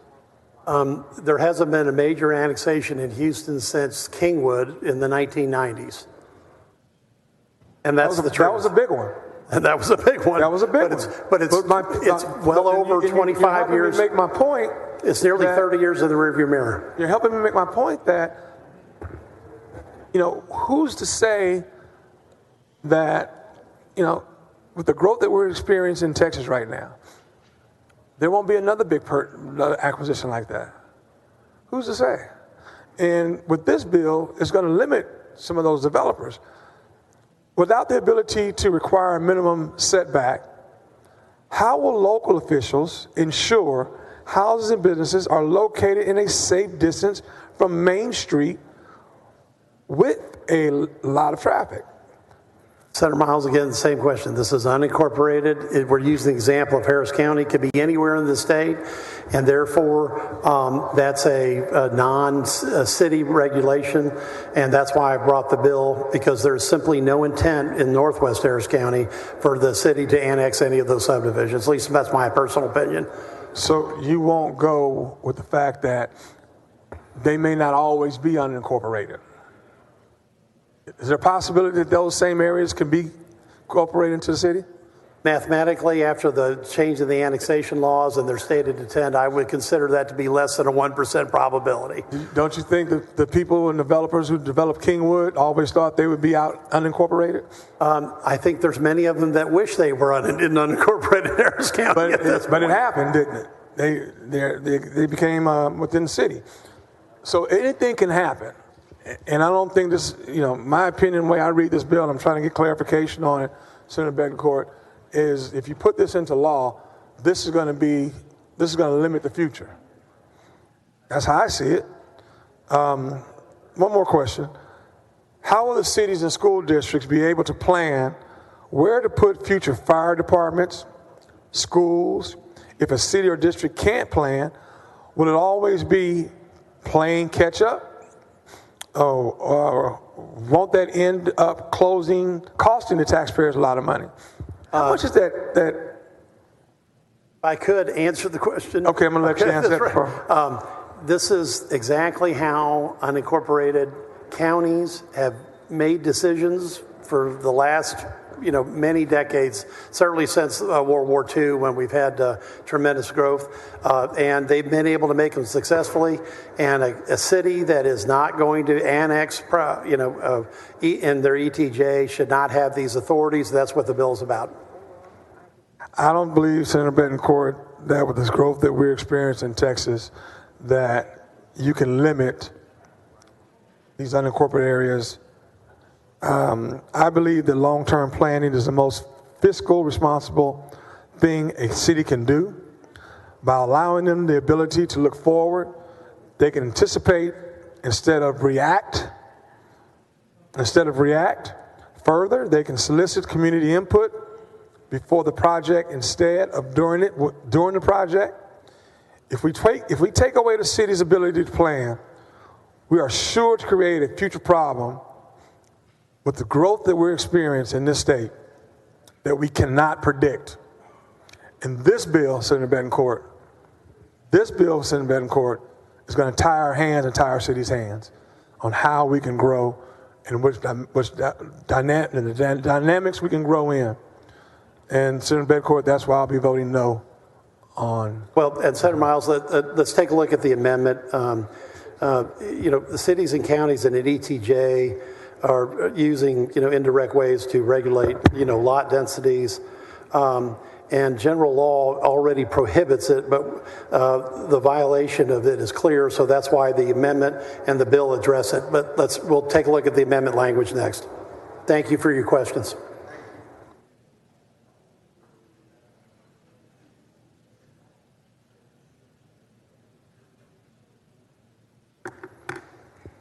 Secretary will call the roll on suspension. Alvarado, Betancourt, Burgo, Blanco. 21 ayes, 10 nays, rule suspended. Chair lays out on second reading Senate Bill 2037. Secretary, read the caption. Senate Bill 2037, relating the regulation of platting and subdivision of land by a municipality or county. Following amendment, Secretary, read the amendment. Floor amendment number 1 by Betancourt. Senator Betancourt. Thank you, Mr. President and members. I'll just read this. Again, the language is either directly or indirectly is added in the amendment, and then specifically the minimum size lot, dimensions of lot, minimum lot frontage, minimum distance from a lot must be set back from road line or other component of density of particular tract of land. That's what the amendment is. It's made it clear so that it doesn't change the function of the bill. I move adoption of floor amendment 1. Any objection? Hearing none, amendment is adopted. You recognize passage to engrossment. Senator, you're recognized passage to engrossment. Thank you, Mr. President. Members, I move passage to engrossment of Senate Bill 2037. Secretary will call the roll. Alvarado, Betancourt, Burgo, Blanco. 21 ayes, 10 nays. The bill passed to engrossment. You need to find 4 friends. Thank you, Mr. President and members.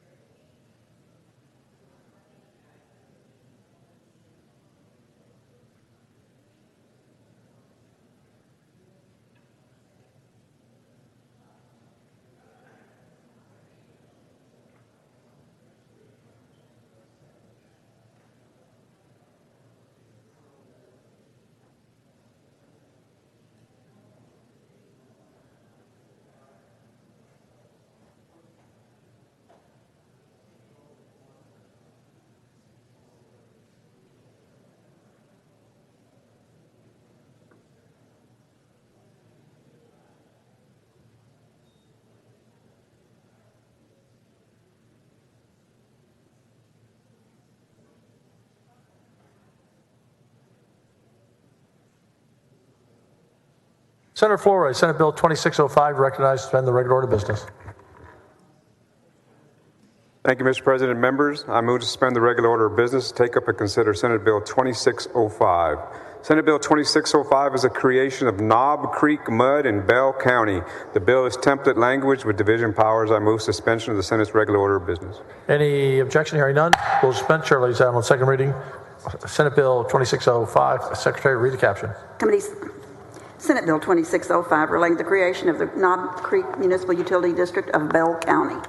You're recognized on passage to engrossment. Thank you, Mr. President. I move passage to engrossment. Any objection? Hearing none. The bill passed to engrossment. You're recognized to suspend the constitutional 3-day rule. So move, Mr. President. Secretary will call the roll.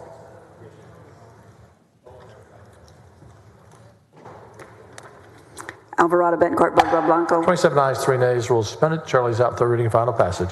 Senate Bill 2605. Secretary, read the caption. Senate Bill 2605 relating to the creation of the Knob Creek Municipal Utility District of Bell County. Secretary will call the roll when ready.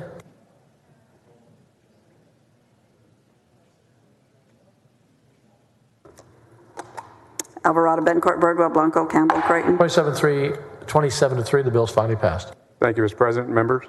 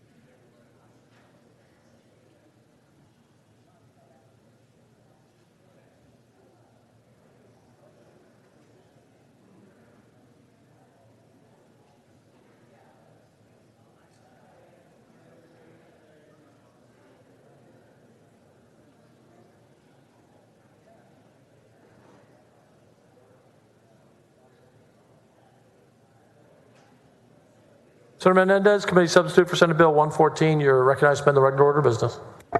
Thank you, Mr. President.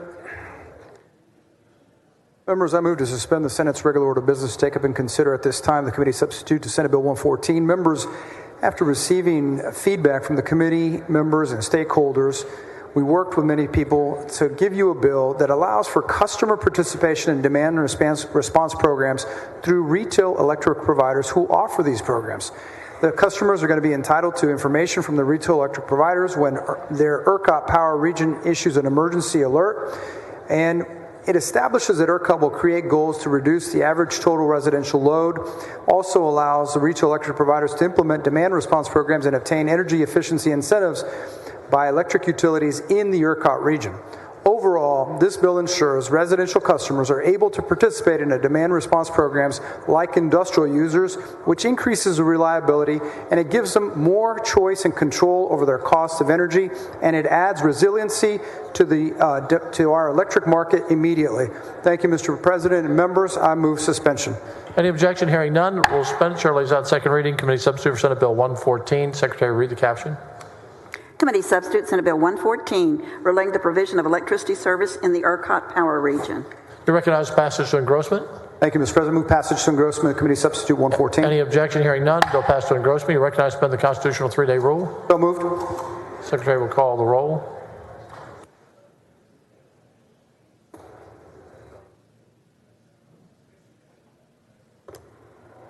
Alvarado, Bettencourt, Birdwell, Blanco. 27 ayes, 4 nays. Rules suspended. Chair lays out in third reading and final passage. Committee substitute for Senate Bill 114. Secretary, read the caption. Committee substitute Senate Bill 114, relating to the provision of electricity service in the ERCOT power region. You recognize on final. Thank you, Mr. President. I move final passage of committee substitute Senate Bill 114. Secretary will call the roll. Alvarado, Bettencourt, Birdwell, Blanco. 27 ayes and 4 nays. The bill is finally passed. Thank you, Senator. Thank you, Mr. President. Thank you, members.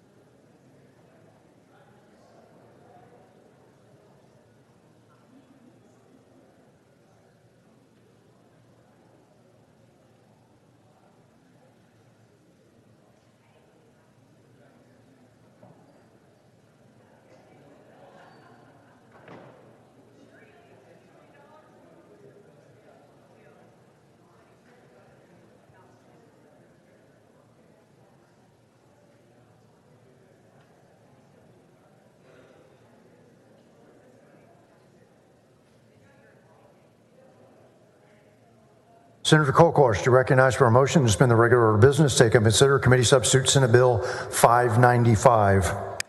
Thank you, Mr. President. Members, I move to suspend the Senate's regular order of business and take up and consider at this time committee substitute to Senate Bill 595. Members, committee substitute to Senate Bill 595 was filed to ensure parents are granted the opportunity to provide written consent to a school district prior to any psychological or psychiatric exam or test designed to elicit certain information about a child presented in the form of a survey, check-in, screening, or embedded in an academic lesson. Mr. President, I know that we'll have an amendment by Senator Menendez and one by Senator Hall on clarification.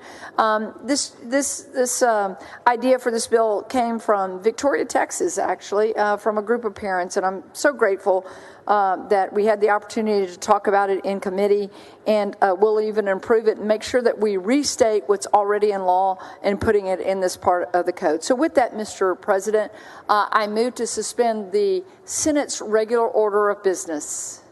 Members, Senator Kolkhorst moves suspension of the regular order of business. Committee substitute Senate Bill 595. There is objection. Secretary will call the roll. Alvarado, Bettencourt, Birdwell, Blanco, Campbell. There being 22 ayes and 9 nays, the rules are suspended. Chair lays out on second reading Committee substitute Senate Bill 595.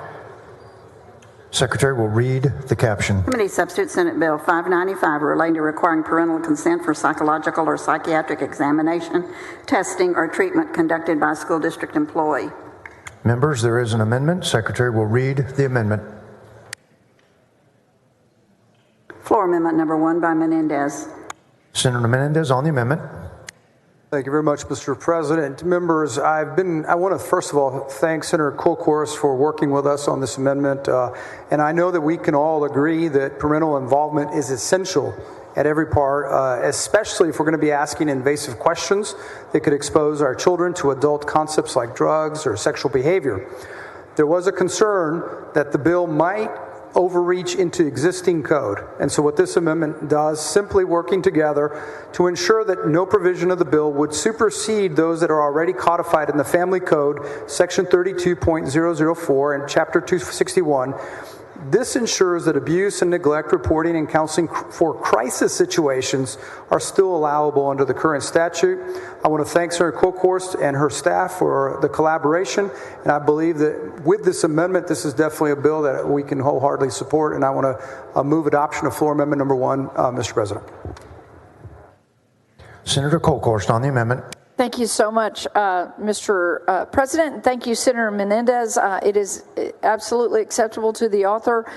It restates, as he said, what's in the Family Code and also what we have in some protections in Section 38.004 of the Education Code. Thank you for the clarification. It's acceptable to the author.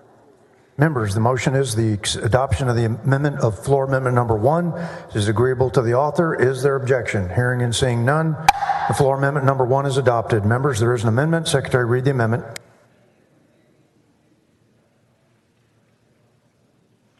Floor amendment number 2 by Hall. Senator Hall on the amendment. Thank you, Mr. President. And Senator Kolkhorst, I want to thank you for this bill. I think it's a very good bill. It's very much needed in light of what's going on with our schools in the psychological testing that's happening. But I think that it's just to kind of like the belts and suspenders to go on this to make sure that this doesn't end up in a blanket approval that's sent out at the first of the year with a stack of other papers that parents just sign. They really don't know what they're signing quite the time. And then they've got the approval to do this. I think this is so important that every time this is done, it has to have parental permission specifically for that event. And so my amendment here would be put on there to say just that the signature approval of the parent has to be done each time it's done, not a blanket approval from the beginning of the session. So thank you very much for working with us on this. Senator Johnson, for what purpose? Question to the author of the amendment. Do you yield, Senator Hall? Yes. You recognize Senator Johnson. Senator Hall, what is this psychological testing that you mentioned here on the floor is happening?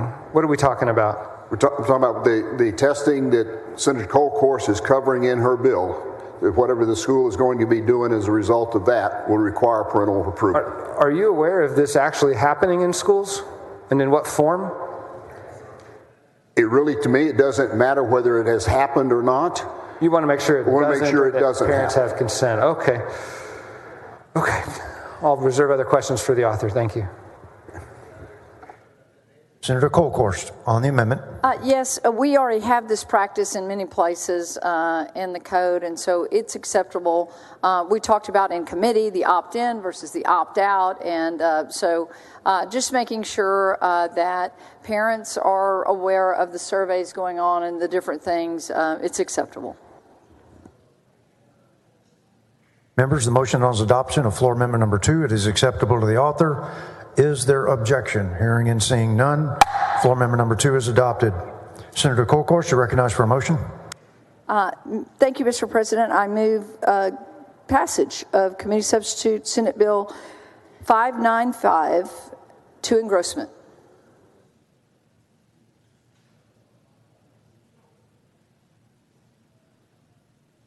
Senator Johnson, for what purpose?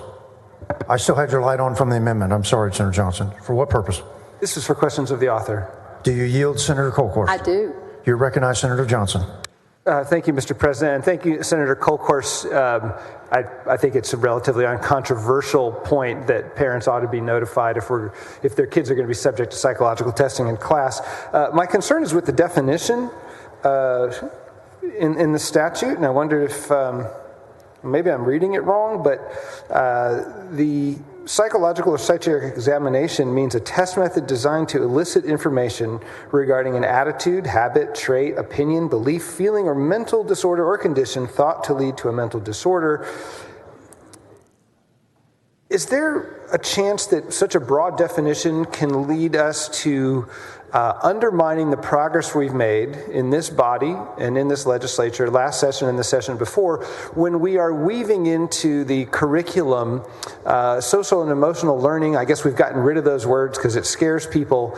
I think we talked, I don't remember what euphemism we used for it, but we've got empirical evidence that shows if teachers are aware of the emotional state of a child, that when they attend to that in the classroom, that test scores go up, that academic achievement improves, outcomes are better. And when we have such a broad definition, I wonder, is this being driven by a hysteria in the state and a backlash against that kind of instruction in our schools?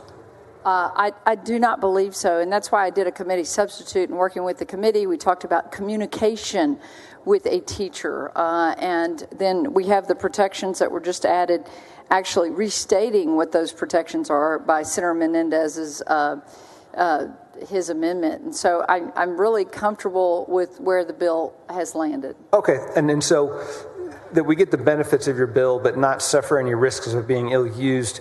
I guess I appreciate establishing as a matter of legislative intent, you don't have any intention with this bill of undermining the laws that we've passed in prior sessions regarding academic instruction and emotional well-being of children. No, I don't believe so. When this bill was brought to me by my constituents, actually, there were some surveys going on and different things about with their children that they had no idea. And again, some of these databases, I've spent probably a good part of my time serving the people, making sure that we have privacy laws on very sensitive health data. And it was really interesting to hear the testimony that some of the parents were saying, we didn't know this was going on. And sometimes, as Senator Hall talked about, that and I've been there. My children went to public schools. I had the stack of papers where I just was signing them. Sign. And yeah. Sometimes you do give those blanket okays, and sometimes in particular, like a situation I talked about where Lois Cade, I'm wearing purple today, we just celebrated 150 years of TCU, there was an opt-out, and parents literally did YouTubes of how to opt out of their private insurance there, which, some of us have our own insurance. We didn't need the university. So this bill was meant to clarify that and make sure that we have the parent empowerment to know, again, if you're going to psychologically do an evaluation on my child, no different than a physical evaluation, and we've all worked really hard to make sure that the emotional side, and the physical side, they're the same. We talk about the stigma with mental health, and so we would never let anybody do some kind of physical examination on our children without parental consent if they're below the age of 18, and this is just following those same lines. Okay, I really do appreciate that clarity and that context in the legislative record, that we're addressing a specific problem and we're not using this as some way to go back and undo other good policy that we've set. So thank you for this discussion. Thank you, Senator. Members, the motion is on passage to engrossment. Is there objection? There is objection. Secretary will call the roll. Alvarado, Bettencourt, Birdwell, Blanco, Campbell. 27 ayes and 4 nays. The bill is passed to engrossment. Senator Kolkhorst, you're recognized for a motion to suspend the constitutional 3-day rule. So moved.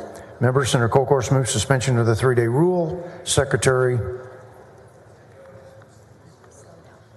will call the roll.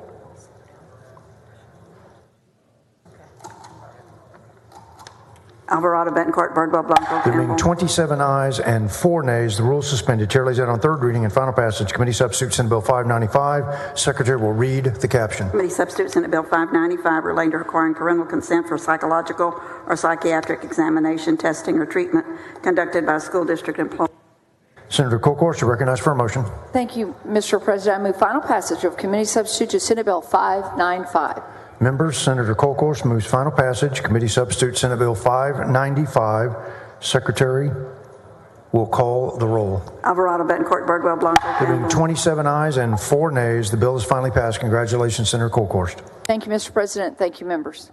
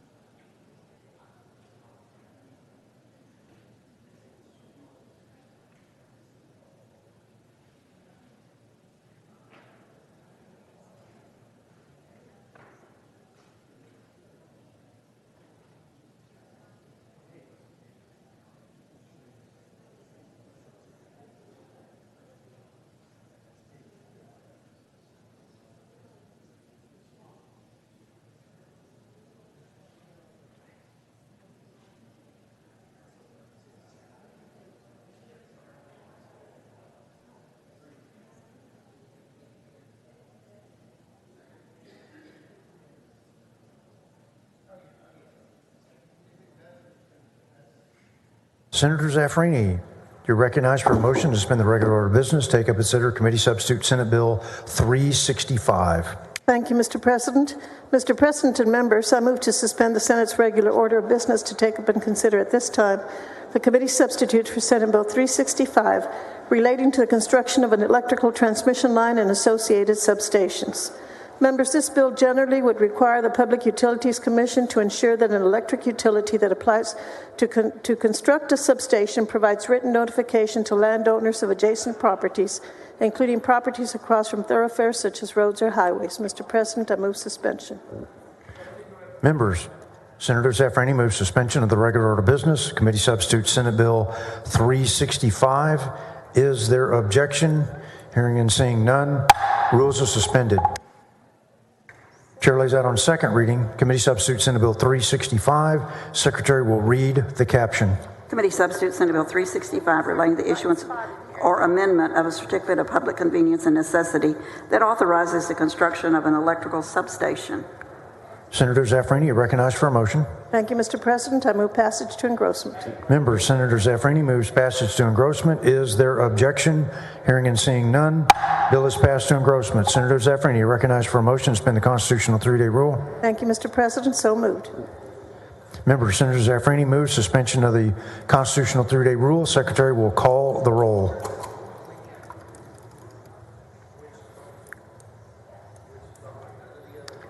Alvarado, Betancourt, Birdwell, Blanco, Campbell. There being 27 ayes and 4 nays, the rule is suspended. Chair lays out on third reading and final passage.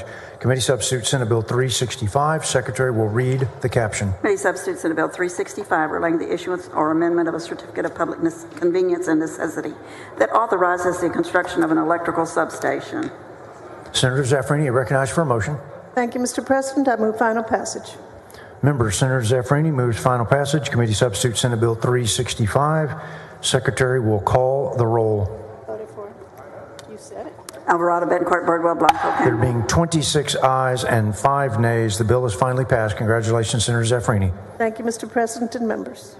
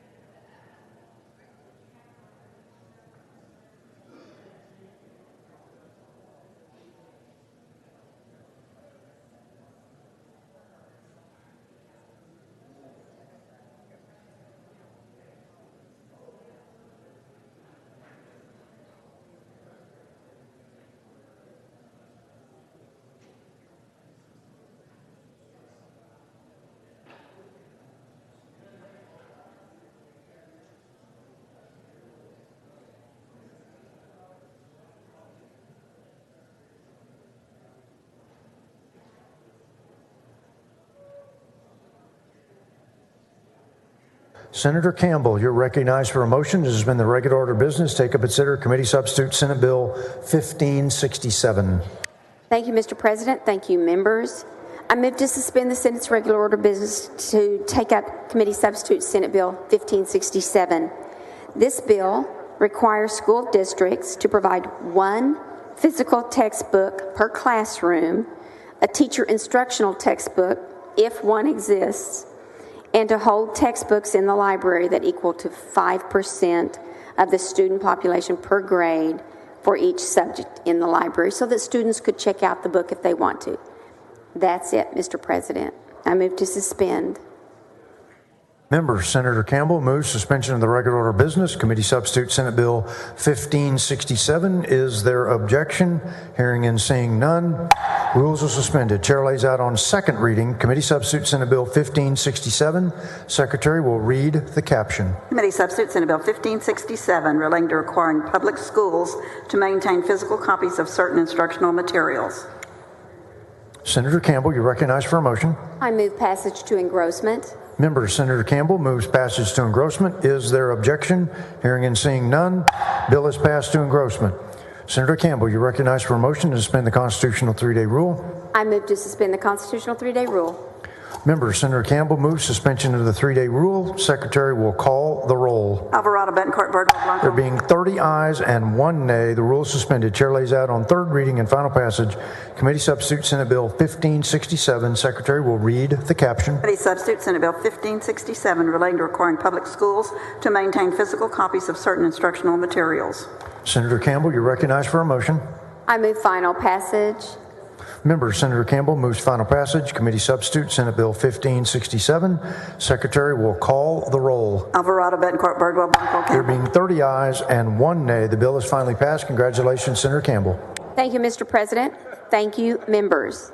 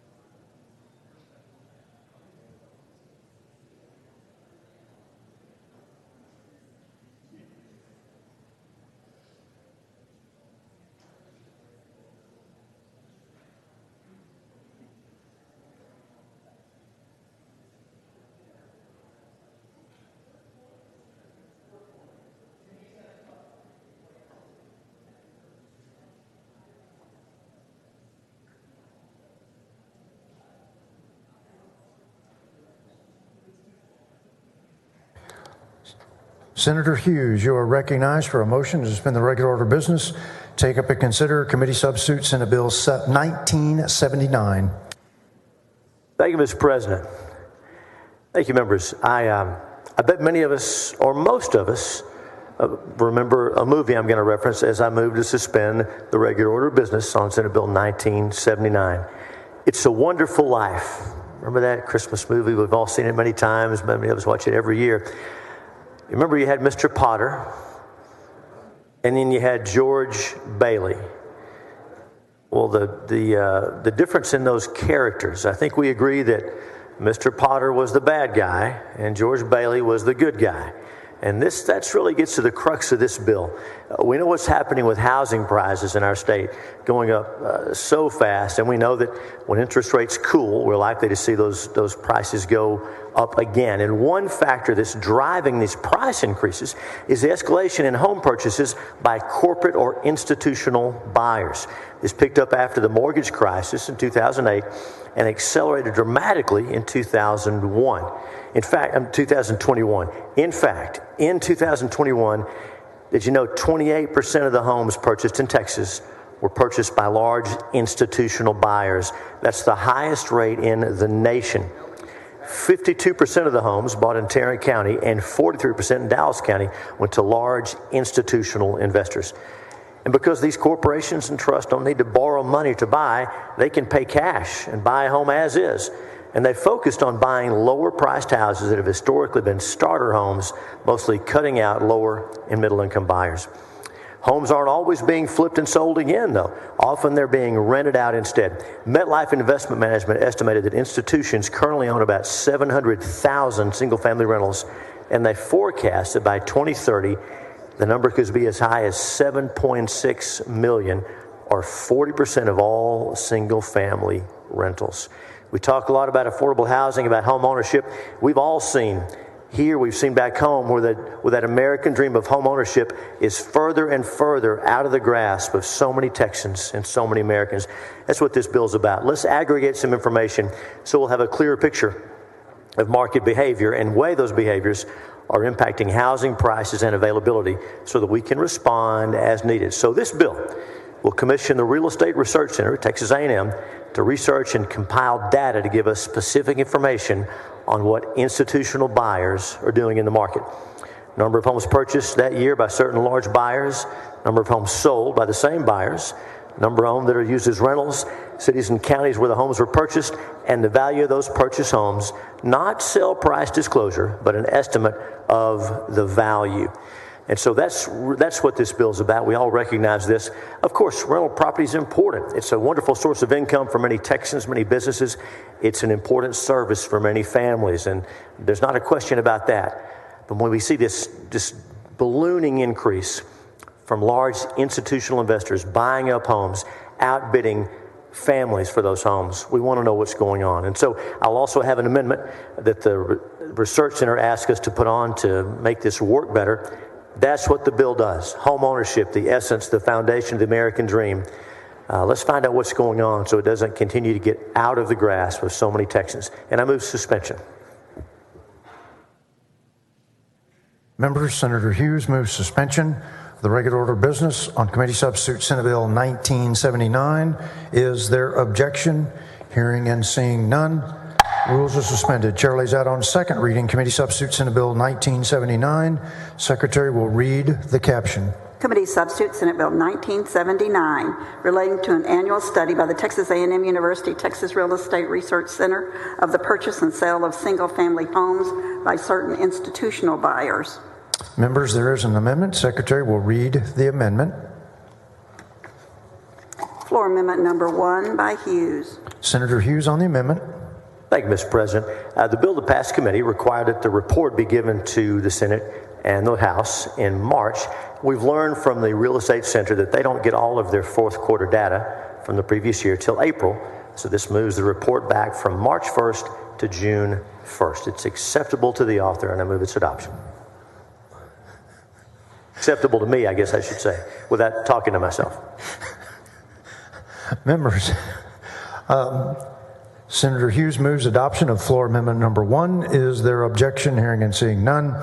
The amendment is adopted. Senator Hughes, you're recognized for a motion. Mr. President, I move passage to engrossment. Members, Senator Hughes moves passage to engrossment. Is there objection? Hearing and seeing none, bill is passed to engrossment. Senator Hughes, you're recognized for a motion to suspend the constitutional 3-day rule. Mr. President, I move suspension of the constitutional rule that bills be read on 3 several days. Members, Senator Hughes moves suspension of the 3-day rule. Secretary will call the roll. Alvarado, Betancourt, Birdwell, Blanco. There being 29 ayes and 2 nays, the rule is suspended. Chair lays out on third reading and final passage. Committee Substitute Senate Bill 1979. Secretary will read the caption. Committee Substitute Senate Bill 1979, relating to an annual study by the Texas A&M University Texas Real Estate Research Center of the purchase and sale of single-family homes by certain institutional buyers. Senator Hughes, you're recognized for a motion. Mr. President, this bill is an important first step to do our part to make sure every Texan has a chance to own a part of this great state. And with that, I move final passage. Members, Senator Hughes moves final passage. Secretary will call the roll. Alvarado, Betancourt, Birdwell, Blanco, Campbell. There being 29 ayes and 2 nays, the bill is finally passed. Congratulations, Senator Hughes. Thank you, Mr. President. Thank you, members.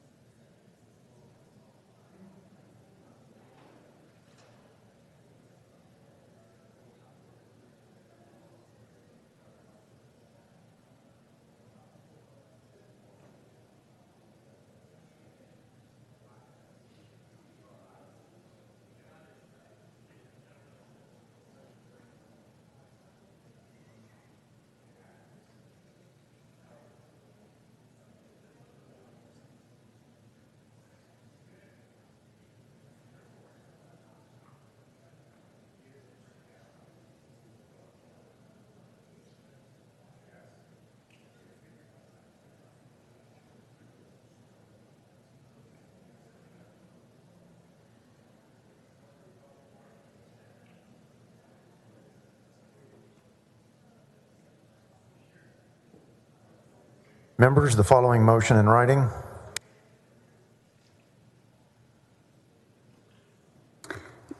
Mr. President, I ask unanimous consent for House Bill 1805 relating to the medical use of the low THC cannabis by patients with certain medical conditions to be withdrawn from the Committee on Health and Human Services and re-referred to the Committee on Water, Agriculture, and Rural Affairs. Senator Perry, author. Senator Kolkhorst, Chair, committee from which bill is being withdrawn. Senator Perry, Chair, to committee to which bill is being re-referred. Members, is there objection to the motion in writing? Hearing and seeing none, motion is adopted. Members, following motion in writing.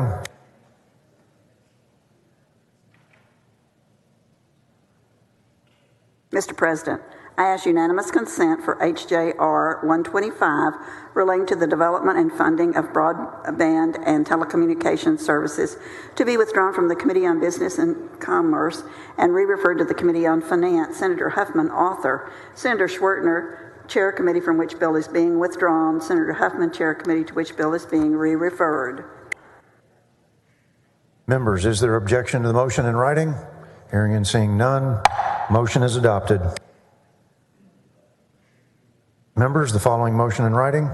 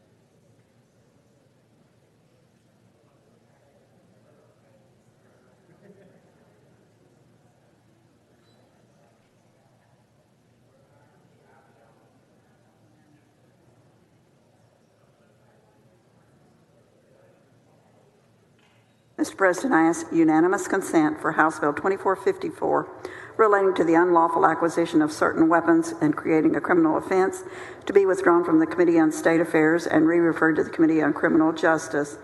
Author, Senator Hughes. Senator Hughes, Chair, committee from which bill is being withdrawn. Senator Whitmire, Chair, committee to which bill is being re-referred. Members, is there any objection to the motion in writing? Hearing and seeing none, motion is adopted.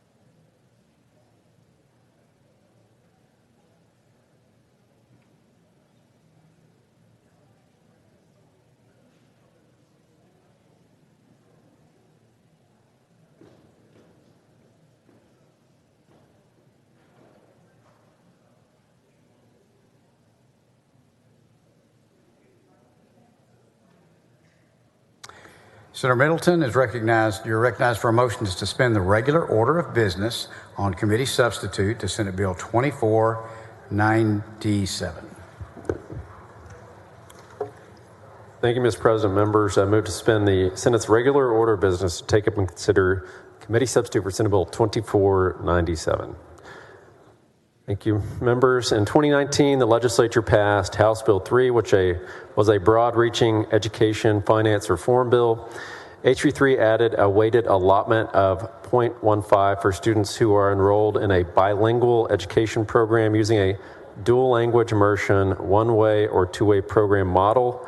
Due to a lack of certified bilingual teachers, many schools that are providing bilingual and dual language programs, they are not receiving the full weight of 0.15, but instead are receiving 0.05 less at a weight of 0.10 because there are not enough certified teachers. Senate Bill 2497 would authorize the TEA to approve alternative programs for those dual language and bilingual educators who are exempt from certification, making those alternative programs eligible for the full 0.15 weight. And in our committee substitute, we capped the funding that can go with this program for the alternative language certification methods at $10 million per biennium. And with that, I move suspension. Senator Middleton moves suspension of the regular order of business on committee substitute to Senate Bill 2497. Is there objection? Hearing none, the rules are suspended.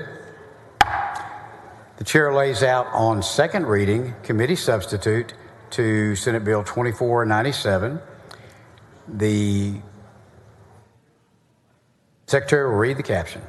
Committee substitute Senate Bill 2497, relating the bilingual education allotment under the public school finance system. Senator Middleton, you're recognized for a motion. Thank you, Mr. President. Members, I move passage to engrossment for committee substitute for Senate Bill 2497. Senator Middleton moves passage to engrossment of committee substitute to Senate Bill 2497. Is there objection? Hearing none, the bill is passed to engrossment. Senator Middleton is recognized for a motion to suspend the constitutional 3-day rule on committee substitute Senate Bill 2497. Thank you, Mr. President. Members, I move to suspend the constitutional 3-day rule to take up and consider committee substitute for Senate Bill 2497. Senator Middleton moves suspension of the 3-day rule. The secretary will call the roll. Alvarado, Betancourt, Birdwell, Blanco, Campbell, Creighton, Eckhart, Flores, Gutierrez, all. There being 31 ayes and 0 nays, the rules are suspended. The chair lays out on third reading and final passage committee substitute to Senate Bill 2497. The secretary will read the caption. Committee substitute Senate Bill 2497, relating the bilingual education allotment under the public school finance system. Senator Middleton, you are recognized for a motion. Thank you, Mr. President. Members, I move final passage for committee substitute Senate Bill 2497. Senator Middleton moves final passage of committee substitute to Senate Bill 2497. The secretary will call the roll. Alvarado, Betancourt, Birdwell, Blanco, Campbell, Creighton, Eckhart. There being 31 ayes and 0 nays, the bill is finally passed. Congratulations. Thank you.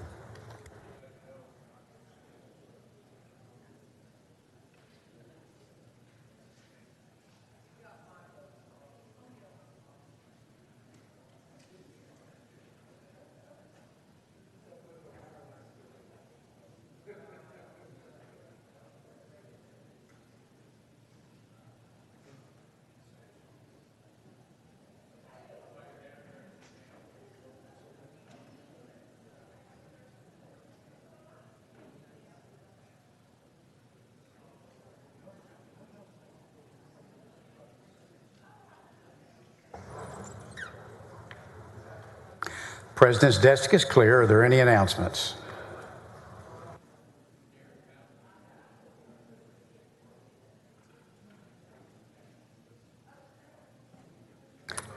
Senator Birdwell, do you have a motion? I do.